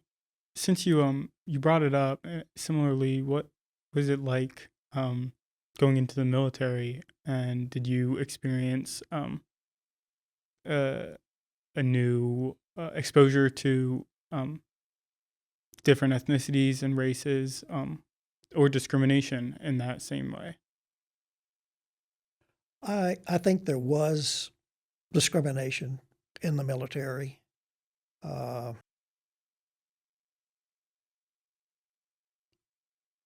wasn't necessarily involved in any fights or anything like that, whether I'm separating, two enlisted men or that kind of thing. We did make fun of the African Americans. Well, and it continues today. You've seen the greeting that, it's called DAP. Mm-hmm. Well, we would sometimes see that between two African American and two, whether it be me and an enlisted man or two enlisted men, they would start doing the patty cake like to make fun of them. And like I said, to my knowledge, that never caused any fights or any kind of. I hope not. It's rather lighthearted. So it just, I think we all realize, the situation we were in and what we, Yeah. that we were all, to borrow a phrase, we were all in it together. So let's make the best of it. Yeah. It's interesting you mentioned that. So it sounds to me at least like whether there was, any hatefulness, there was, whether that was there or not, there was just at least an attention that was called to the differences in people's races and ethnicities. Was that accurate? Yeah. I think in a lot of situations, we probably had not been exposed.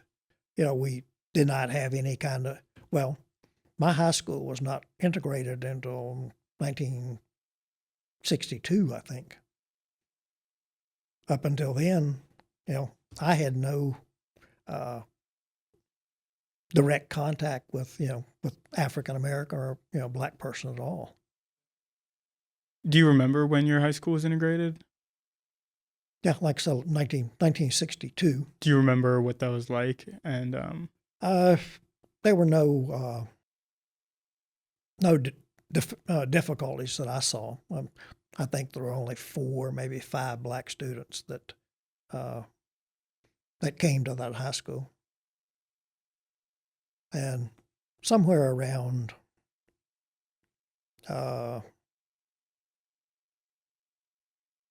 65, 66, I heard about this. I think somebody realized somebody at the high school realized the potential for a particular black player, what he could contribute to the basketball team. So people's attitudes changed a little bit. There's an entire Disney movie about this. Remember the Titans. Darn it, the South loves racism, but they love sports more. Exactly. Exactly. No, that's really funny, but I'm glad you mentioned that. But when I was at Belvoir, going through the officer basic, there was not sufficient housing on the post. So we were given a per diem, a daily allowance, and to find some place to live off post. And just, there was a black officer going through the same course I was. He had no place to live either, so we just teamed up and lived together for about a month and a half. Neat. Did that affect any of your understanding or relationships with any of your platoon members who were African American? I think so, yeah. Like I say, we maybe six weeks or something like that we were together. Then we heard about an apartment that was available for short term, so we found another officer, and the 3 of us moved into the apartment for the rest of the time we were there, which was only about 5 or 6 weeks. Gotcha. And what year was that again? 68. 68. So this was just a bit before you deployed. Yeah, we, and well, while I was there, like I said, September to November of 68, a lot of D.C. was being burned down. Was this because of Dr. King's assassination? No, King's assassination was in April of 68, Okay. but it was just this racial tension, I think, in general. Like, K Street and 14th Street and those areas were just the racial tensions and things that would maybe a minor incident. Well, I don't know, maybe sometime in October of 68, the police were on scene, I think, trying to arrest somebody. An officer drew his gun and fired into the sidewalk. The bullet ricocheted and hit an 8-year-old girl and killed her. Oh, wow. And that set off a riot. Yeah. And, police cars were turned over and burned, and houses and businesses or whatever else were looted and, and burned as well. And that lasted all weekend. Yeah. So I'm curious then, what was it like for you during 2020, during all of the protests and violence that erupted after George Floyd's death? What kind of parallels did you see there? And did you notice anything that felt reminiscent of 1968? Yeah, I can see comparisons and parallels in the George Floyd or some of the others that have been killed by the police for no apparent reason. I think it's going to take another 2 or 3 generations before there's equality. I mean, my parents' generation, they were raised with a certain attitude. My generation are probably a little more liberal, but not much. I mean, we get our attitudes and impressions from our parents. Mm-hmm. And like I said, it's going to take another 2 or 3 generations. I would say, if you look at all of history, I would say probably Asian Americans are more accepted than African Americans. I don't know why, but Mm-hmm. they were more quickly and more accepted than probably African Americans. I guess there's generations and attitudes and I guess it goes back to the slavery thing. Yeah. It's a sad reality, certainly. Did you feel like your exposure to African Americans during the wartime,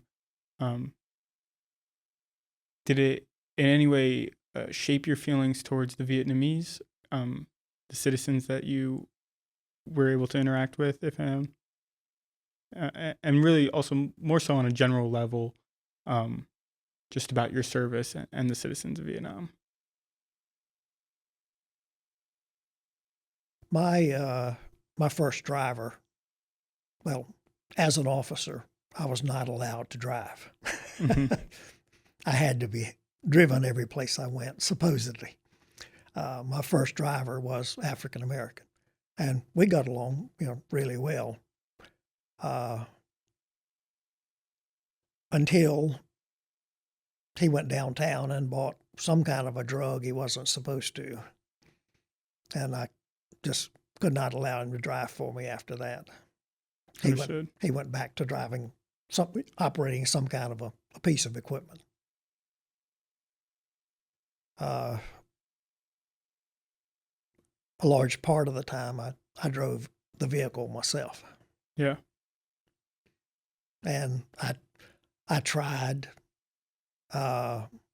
operating all kinds of pieces of equipment, whether it be a D7 dozer, a grader, drove a 10-ton tractor with an attached trailer. Like I said, I tried driving all of that, even the big earth-moving equipment, the big scrapers that you see moving dirt from one place, soil from one place to another. Yeah. The guy that was trying to teach me how to operate it, I think he gave up after a while. I just, diesel engines, you have to keep the revolutions up, on the engine, and I just couldn't. I was operating it like a car. If I wanted to slow down, I would let off on the accelerator. It's interesting. I've fortunately gotten the opportunity to use one of those excavators once before, and it is quite fun, I will say. Challenging to learn, though. You're not wrong. So, Mr. Vaughan, I want to return some back to your time after the service. What would you consider your career for your life after the military? Well, since I had majored in forestry and wildlife management, I thought that would be my career, and I applied for several jobs. I even, while I was in D.C., Fort Belvoir in 1971, finishing out my time on active duty, I even approached embassies about working in Africa or Europe or something like that, but none of that worked out. I worked at a number of different jobs, sometimes 2 years, 3 years, and I think I told you this on the phone, got dissatisfied for one reason or another. Yeah. You mentioned on the phone earlier that a lot of your time was spent in landscaping. Is that correct? Yes. Do you feel like your service in Vietnam prepared you in any way for that kind of a job? Probably not. No? No.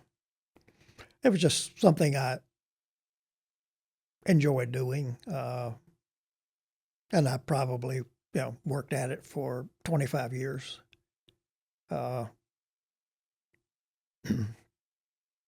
My wife jokes, and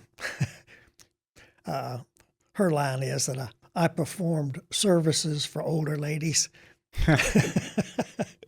Most of my clients were in their 70s or 80s or sometimes in their 90s, and I would actually spend more time sitting and talking to them once a week or once every 2 weeks than I actually did, than actually doing work for them. Yeah. And I may have been the only person they had seen that week, that kind of thing. So it was, interesting talking to them and listening to their life experiences. Do you feel drawn to that kind of connection typically? I think so, yeah. Is that perhaps one of the reasons why landscaping was attractive to you, or was that more so you making something out of your situation? No, as far as the landscaping and grass cutting and planting shrubs and flowers and things like that, it's something I enjoy doing and still do. I'm keeping up my own lawn now and whatever. It started out maybe with just one or two. I had no intention of trying to do that for 20 or 30 years, but it just worked out that way. That sounds incredibly rewarding. Similarly, did you ever get involved in any veterans organizations? No.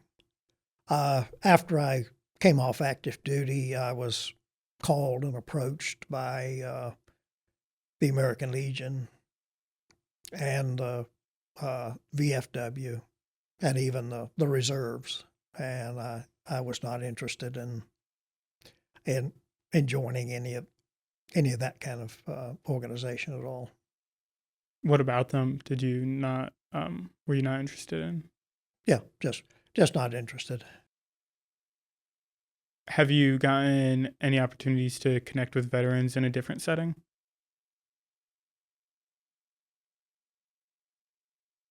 Well, like I said, since 2017, when our class had its 50th reunion, I've sat and talked with classmates and about their experiences. My brother-in-law served in Vietnam as well, so I've talked to him as well. And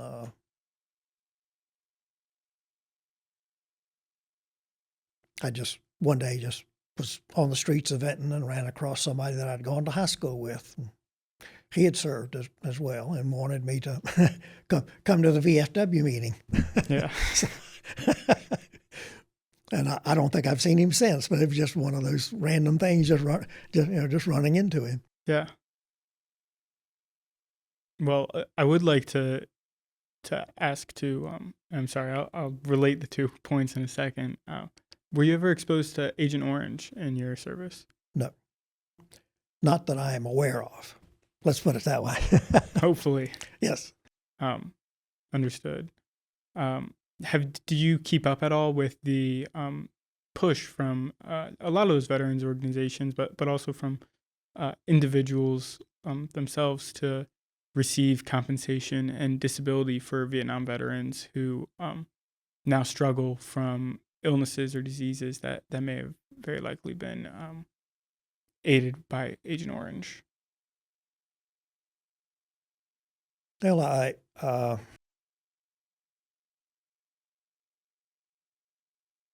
no, not particularly.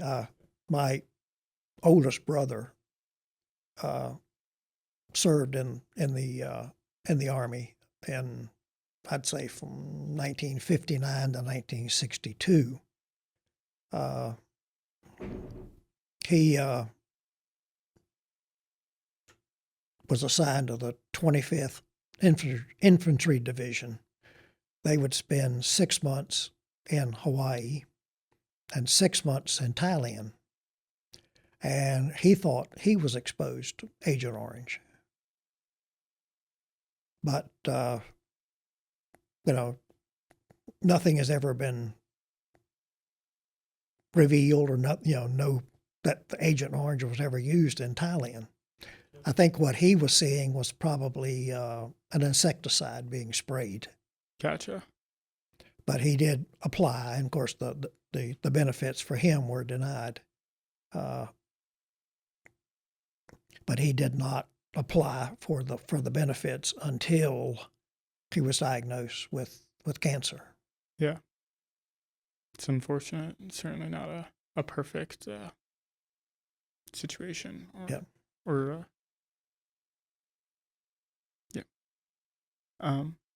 But as far as well, I was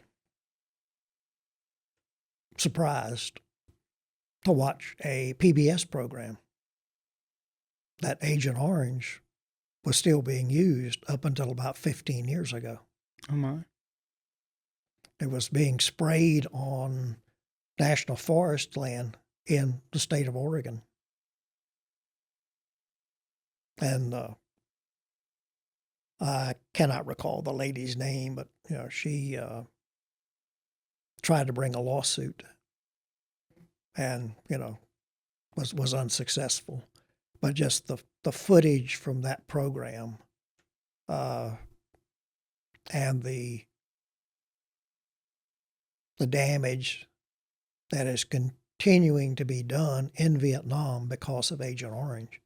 The soil is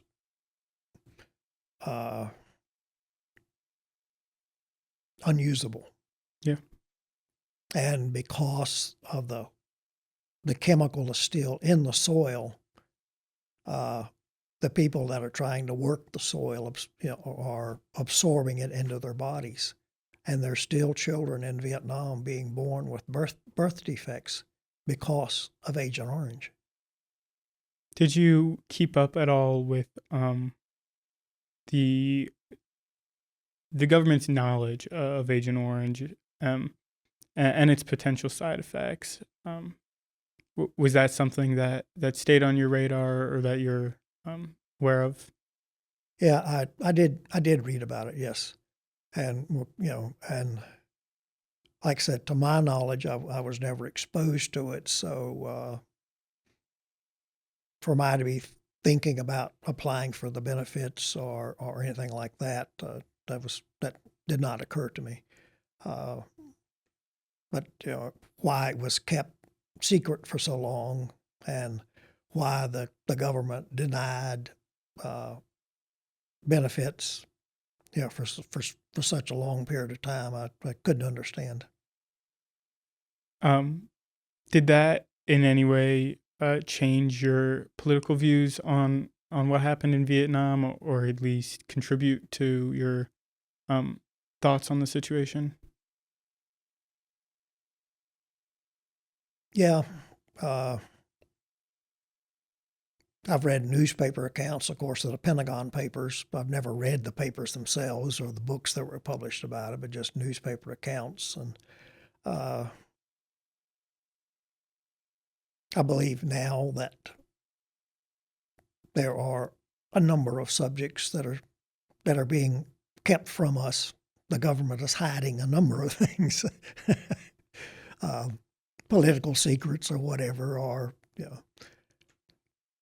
there were certain things that were happening in Vietnam that we were aware of, like the CIA running the drug business in Laos, and there was a private aviation company called Air America, which was run by the CIA. Mm-hmm. We were not really officially aware of it, but we knew what was going on.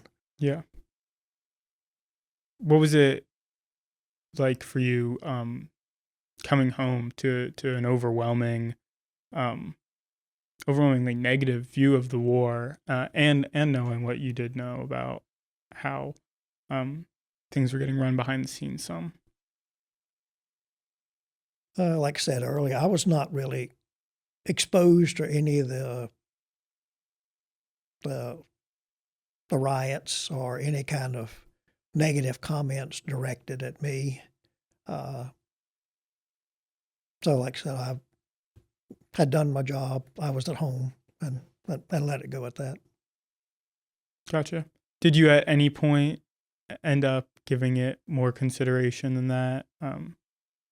Reflecting, memorializing on your service some, and considering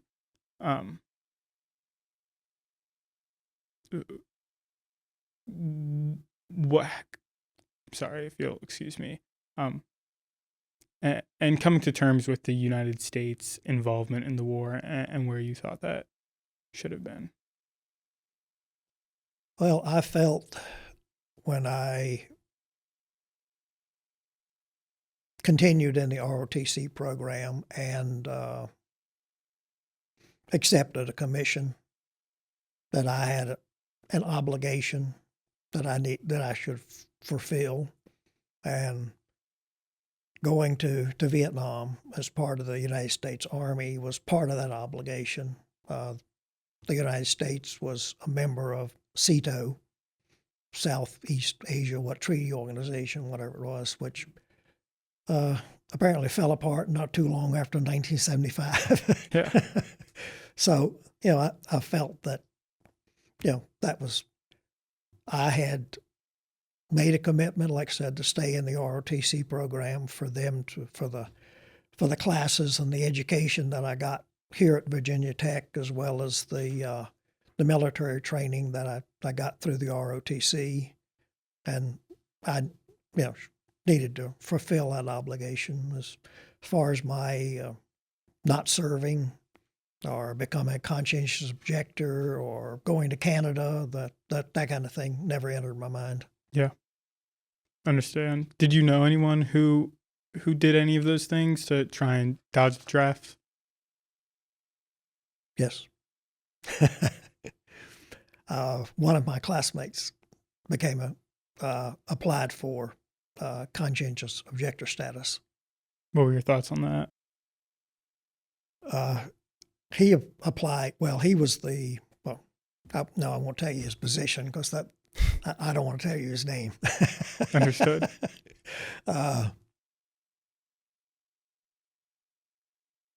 Yeah, he applied for religious reasons. Understood. And he graduated in '67, and for 3 years he fought, with the Army about going on active duty. And I think after 3 years, the Army just kind of gave up on him and granted him the status. At least from my conversations with him, that's the way it came across. Gotcha. And he was also in graduate school as well, so that had a little bit to do with it. Yeah, understood. So I'm getting close to being able to wrap up, but before I do that, I wanted to start by giving you the opportunity to just share any thoughts or stories that are prevalent in your mind that you haven't gotten to yet, if there is any.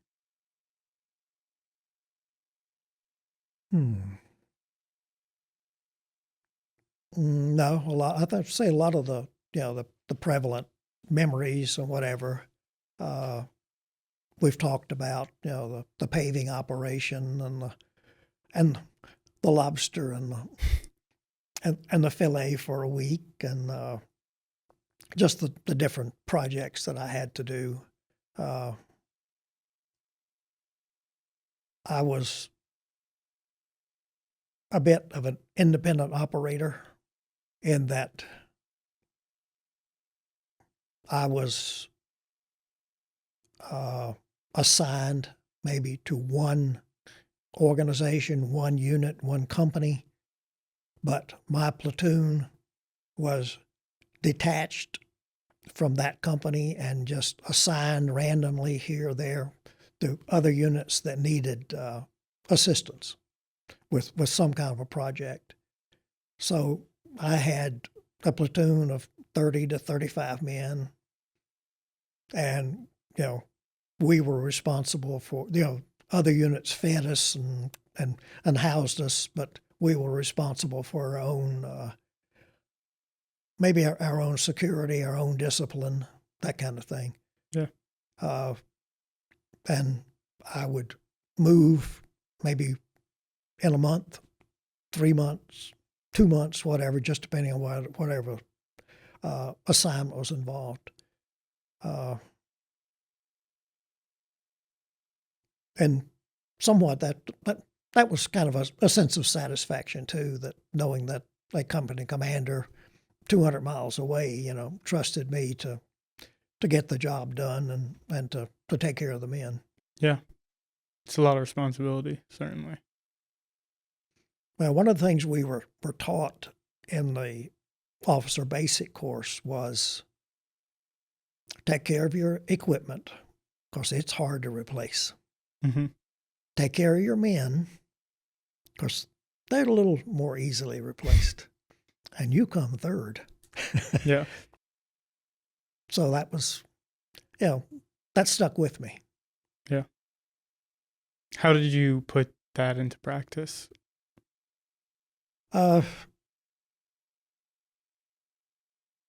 What I talked about earlier, like I said, making sure that the men, when they came in at night, took care of their equipment, make sure they were ready to go the next day, and tried to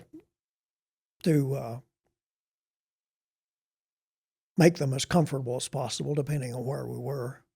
Well, I will tell you this one story.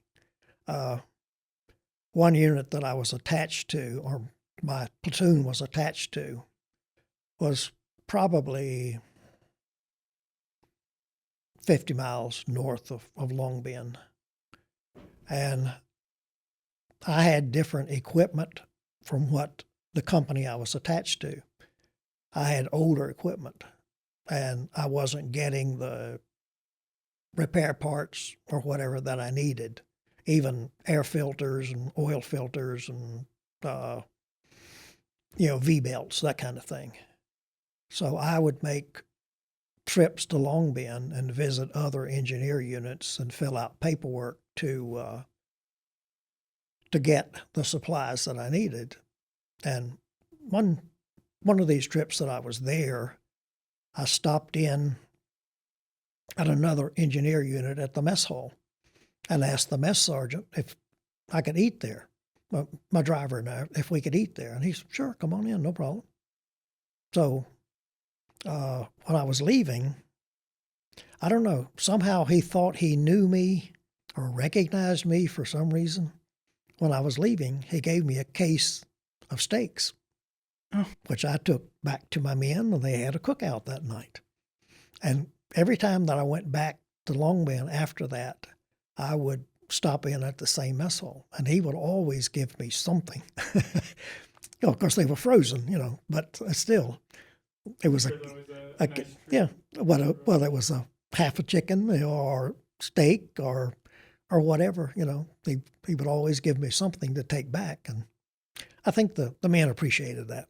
Yeah, to have something different from what was being served in the mess hall, or that that particular day or whatever. Yeah, it's not to suggest that the way you treated your men was a consequence of fear, but there are stories about fragging and noncompliance with officers. What experiences did you have with any of those things? And, what was it like trying to earn the trust of your men? I can't say that I ever sat down, with the entire platoon or whatever and said, this is what I expect of you. Like I said, I think we all understood why we were there and what we had to do. I was on one little project, and we were only there for 4 days. And one of the men kept disappearing at lunchtime. And I wondered, what are you up to? So I found out, well, this particular little compound had a bar, so he was having liquid lunch. So I talked to him, and I said, we got a job to do. We got a short period of time to do it. Let's get it going. You can, after we finish work for the day, you can do that, but not while we're working. I said, if that doesn't satisfy, when we get back to the company compound, I'll talk to the captain about court-martialing you. And that was all there was to it. I found out later that this same enlisted man, on a prior occasion, had gotten mad at an officer and soaked his Jeep with diesel fuel and set the Jeep on fire. Wow. He had already been court-martialed. I didn't know that. Well, that makes your threat a lot more scary now. Yeah. But, like I said, we came to an understanding, and he was, we got the job done that we needed to do, and, got in the helicopter and flew back. I'm glad. Mr. Vaughan, one of the other big purposes of this project is that we're coming up on the 50th anniversary of the fall of Saigon. Do you recall where you were during that moment, or when you found out about it? 75.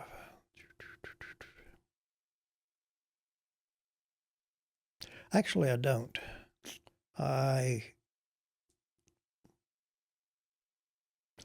The company that I was working for at that time was based in Atlanta, and like I said, I traveled for about 3 years with them, living out of a suitcase, and I don't recall where I was, or remember seeing the footage on the television and all of that, but exactly, whether I was in West Virginia or Michigan or New York, I don't know. Yeah. What were some of the feelings or thoughts in your head that you were experiencing during that, though? I think probably the same feelings as a lot of other people. A lot of wasted lives, a lot of wasted money. Vietnam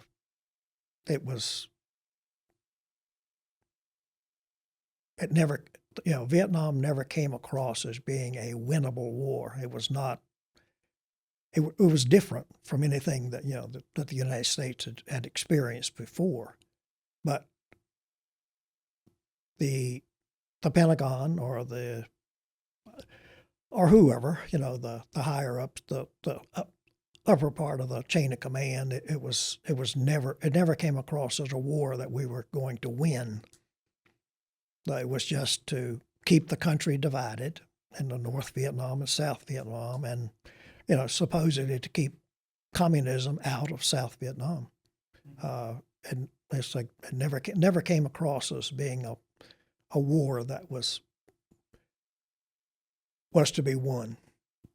And some of the stories that I heard about units in combat spending a day or 2 days or 3 days battling and losing men and capturing a particular hill or a particular area, and then 24 hours later abandoning the area, and then the Viet Cong or the North Vietnamese Army just came right back in, and then maybe a month later the U.S. forces had to go back and try to recapture that same territory and lose, with the loss of more lives.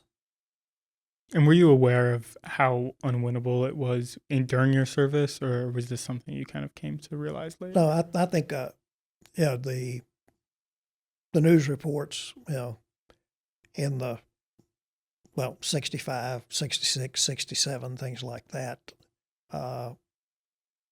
it just never, it just never came across as a war that the United States wanted to win. Just the way it came across to me. Was that discouraging while you were over there? Somewhat. Probably even more discouraging, if I had been artillery or infantry or something like that, especially infantry, where you're, like I said, a 3-day battle and then you abandon the area the next day. I mean, that would definitely affect my attitude considerably. But like I said, with being an engineer, we were improving the infrastructure of the country with widening the roads and paving them, building new bridges, replacing damaged bridges, constructing a lot of airfields. During the day, the South Vietnamese people could use those roads and bridges to take maybe products to market or to the little village markets or whatever. And during the night, the Viet Cong and the North Vietnamese Army could use those same roads and those same bridges. Yeah. So, nobody. I think there were some incidents where where engineers were involved in combat, but none of the units that I was associated with had any experiences like that. I know I asked you about the fall of Saigon. Do you remember when the American prisoners of war were released as well? I believe that was in 1971. Yes. Some of them came home in 71 and some as late as 73. What was that like? Yeah, I was, yeah, was very pleased to see them released and back with their families.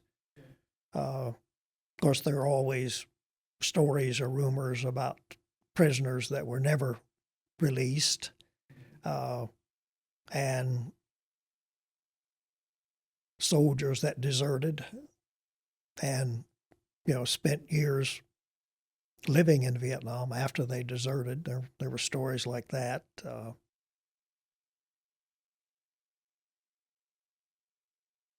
Not, I didn't experience any of that personally as far as any of my men deserting or anything like that. But, there were stories like that. And Yeah. I know one incident in particular where where a specialist traded a Jeep for a medical discharge. Oh, wow. A medical unit and doctors wanted a vehicle. So he said, I'll get you one. So he traded a Jeep for a medical discharge. It's awfully slimy, but I don't know how much I blame him. Yeah. Gotcha. Is there any way that you like to memorialize your time in Vietnam? Look back on it? No. I think I told you that I'd been writing or recording some of my memories or recollections. I mean, that started probably 10 years ago, and then integrating the pictures that I took into the writing. And one thing that did come to my mind, I guess I was expected to go to the PX and buy the medals that were awarded for the time in service. I did not do that. So probably 3 years ago now, I wrote to the National Personnel Center in St. Louis and asked them to review my records and to issue the medals that I have been awarded. In June of last year, I received a letter from the Personnel Center saying that yes, this, and this, and this, you were to receive these medals, and we have notified an Army center in Philadelphia to ship the medals to you. I'm still waiting. Well, that's how the government works, doesn't it? What medals did you get awarded? Nothing extremely serious. I mean, everybody wore the National Defense Service Medal, which was red with maybe a couple of yellow stripes in it. The Vietnam Service Medal and the Vietnam Campaign Medal. And I was awarded 2 Army Commendation Medals, one for an achievement and one for service while I was there. And going through the records that I have, I found a set of orders in which the government of South Vietnam had awarded me a Civic Action Medal First Class. And I was not even aware until I started going through those orders that had happened. Yeah. So none of these, I don't have any of these medals. Yeah. Did you decorate your uniform when you were coming home, or have you've never had them? I was given the 2 Army Commendation Medals by my company commander before I left Vietnam. Like I said, the other 3, I think I was supposed to go to the PX and buy them. I didn't. I did, I don't know, probably some street vendor, some Vietnamese had probably made up the medals, so I just bought them there and, tied them together and wore them on my uniform, but they were not official medals. Gotcha. When I mentioned earlier, I asked you how you memorialized. Have you ever been to the Vietnam Memorial and seen the wall with all the names on it? I have not seen the wall, no. My wife and I and her niece and I think a couple of the niece's grandchildren, and we took a train trip to D.C., and one of our purposes was to go to the wall. But at that time, the reflecting pool was being renovated or something. Oh, And we went on the wrong side of a construction fence and just did not have time to double back to get there to go. I know there are traveling exhibits of the wall. Maybe 5 or 6 years ago, there was a smaller version of it on the lawn of the VA hospital in Salem. I did go there gotcha. and look at that. And there's also a computer printout of all of the names in alphabetical order, not the way they are on the wall, but Yeah. How was that?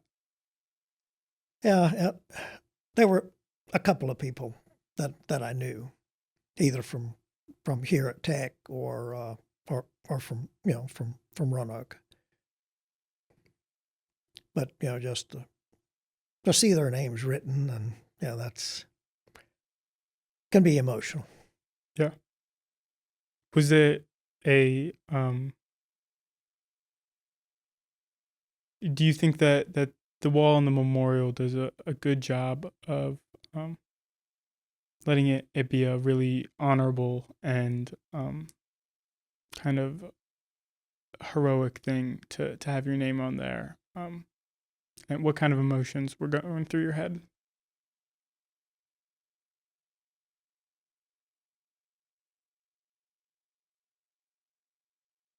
I don't know. Like I said, it's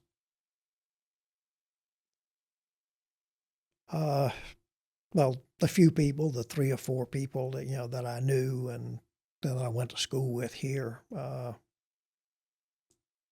and one of them was a year, no, 2 years ahead of me in my ROTC company. So to know that that they had been in Vietnam and had been killed there, that's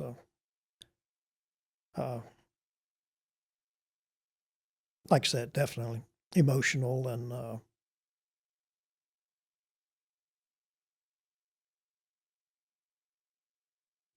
to have known them. I mean, the rest of the names are, unless you have some direct connection, it's a name on a wall. I mean, you could go to a courthouse and a World War II memorial or Korean memorial or something like that, and a list of names, and unless you have some personal connection to that name, to that person, I don't really have any feelings like but like I said, to somebody that you have met, somebody that you spent some time with, it can be a little depressing. I'm sorry to hear that. So certainly a harrowing experience, I imagine. What would you want future generations to understand about both war in general and the Vietnam War in particular?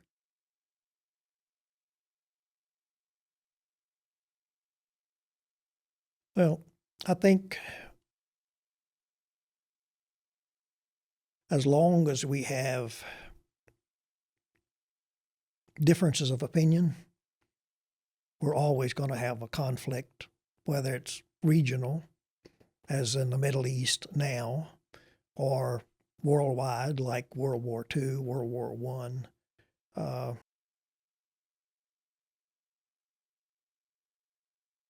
I think I would like to see fewer conflicts I would like to see probably the younger generation to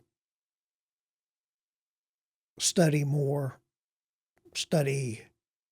in depth what happened during World War II or even Korea or Vietnam. Do not base your opinion strictly on a 20-second video that you saw on your cell phone. Mm-hmm. Read more, study more. I mean, remarking earlier that during the pandemic, my classmates and I exchanged emails, and we recommended books to read. And one of the classmates, he seemed to have a real interest in World War II, especially the Pacific. So he recommended books that we read. They weren't necessarily subjects of strategy or tactics or something like that. They were more personal accounts.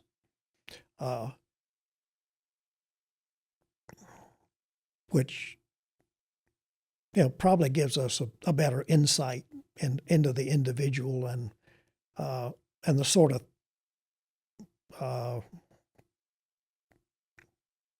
attitude that a person takes into battle. Someone like Eisenhower or Churchill or Montgomery or whatever. I mean, they control thousands of men, but when it comes down to platoon or squad or an equipment operator, their attitudes and their experiences are just as important as those supreme commanders. Yeah.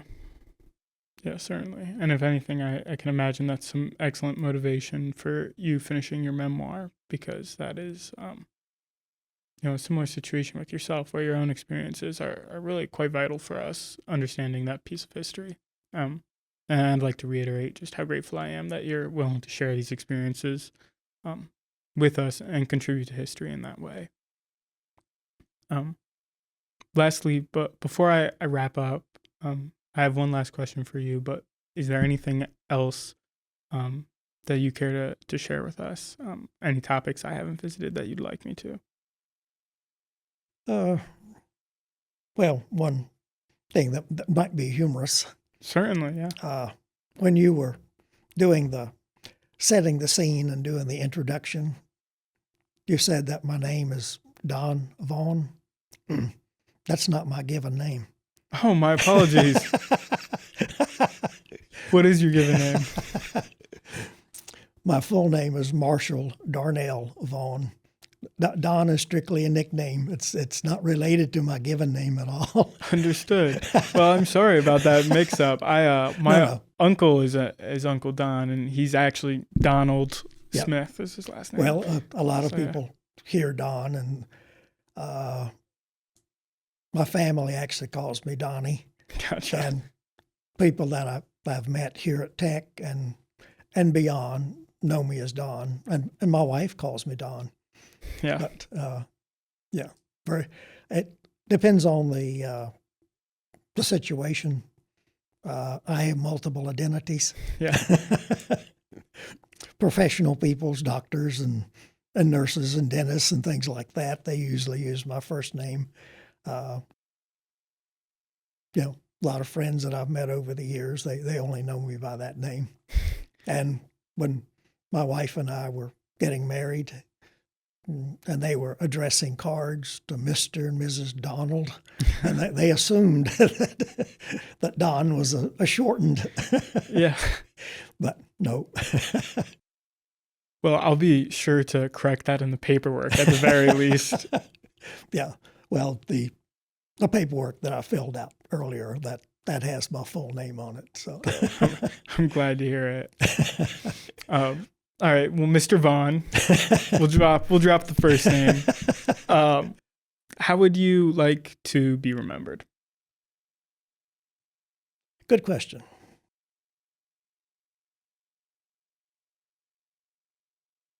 I don't know. I've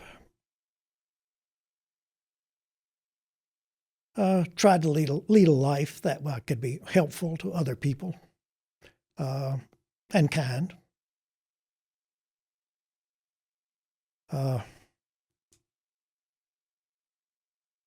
That's probably about it. It's an honorable way to be remembered.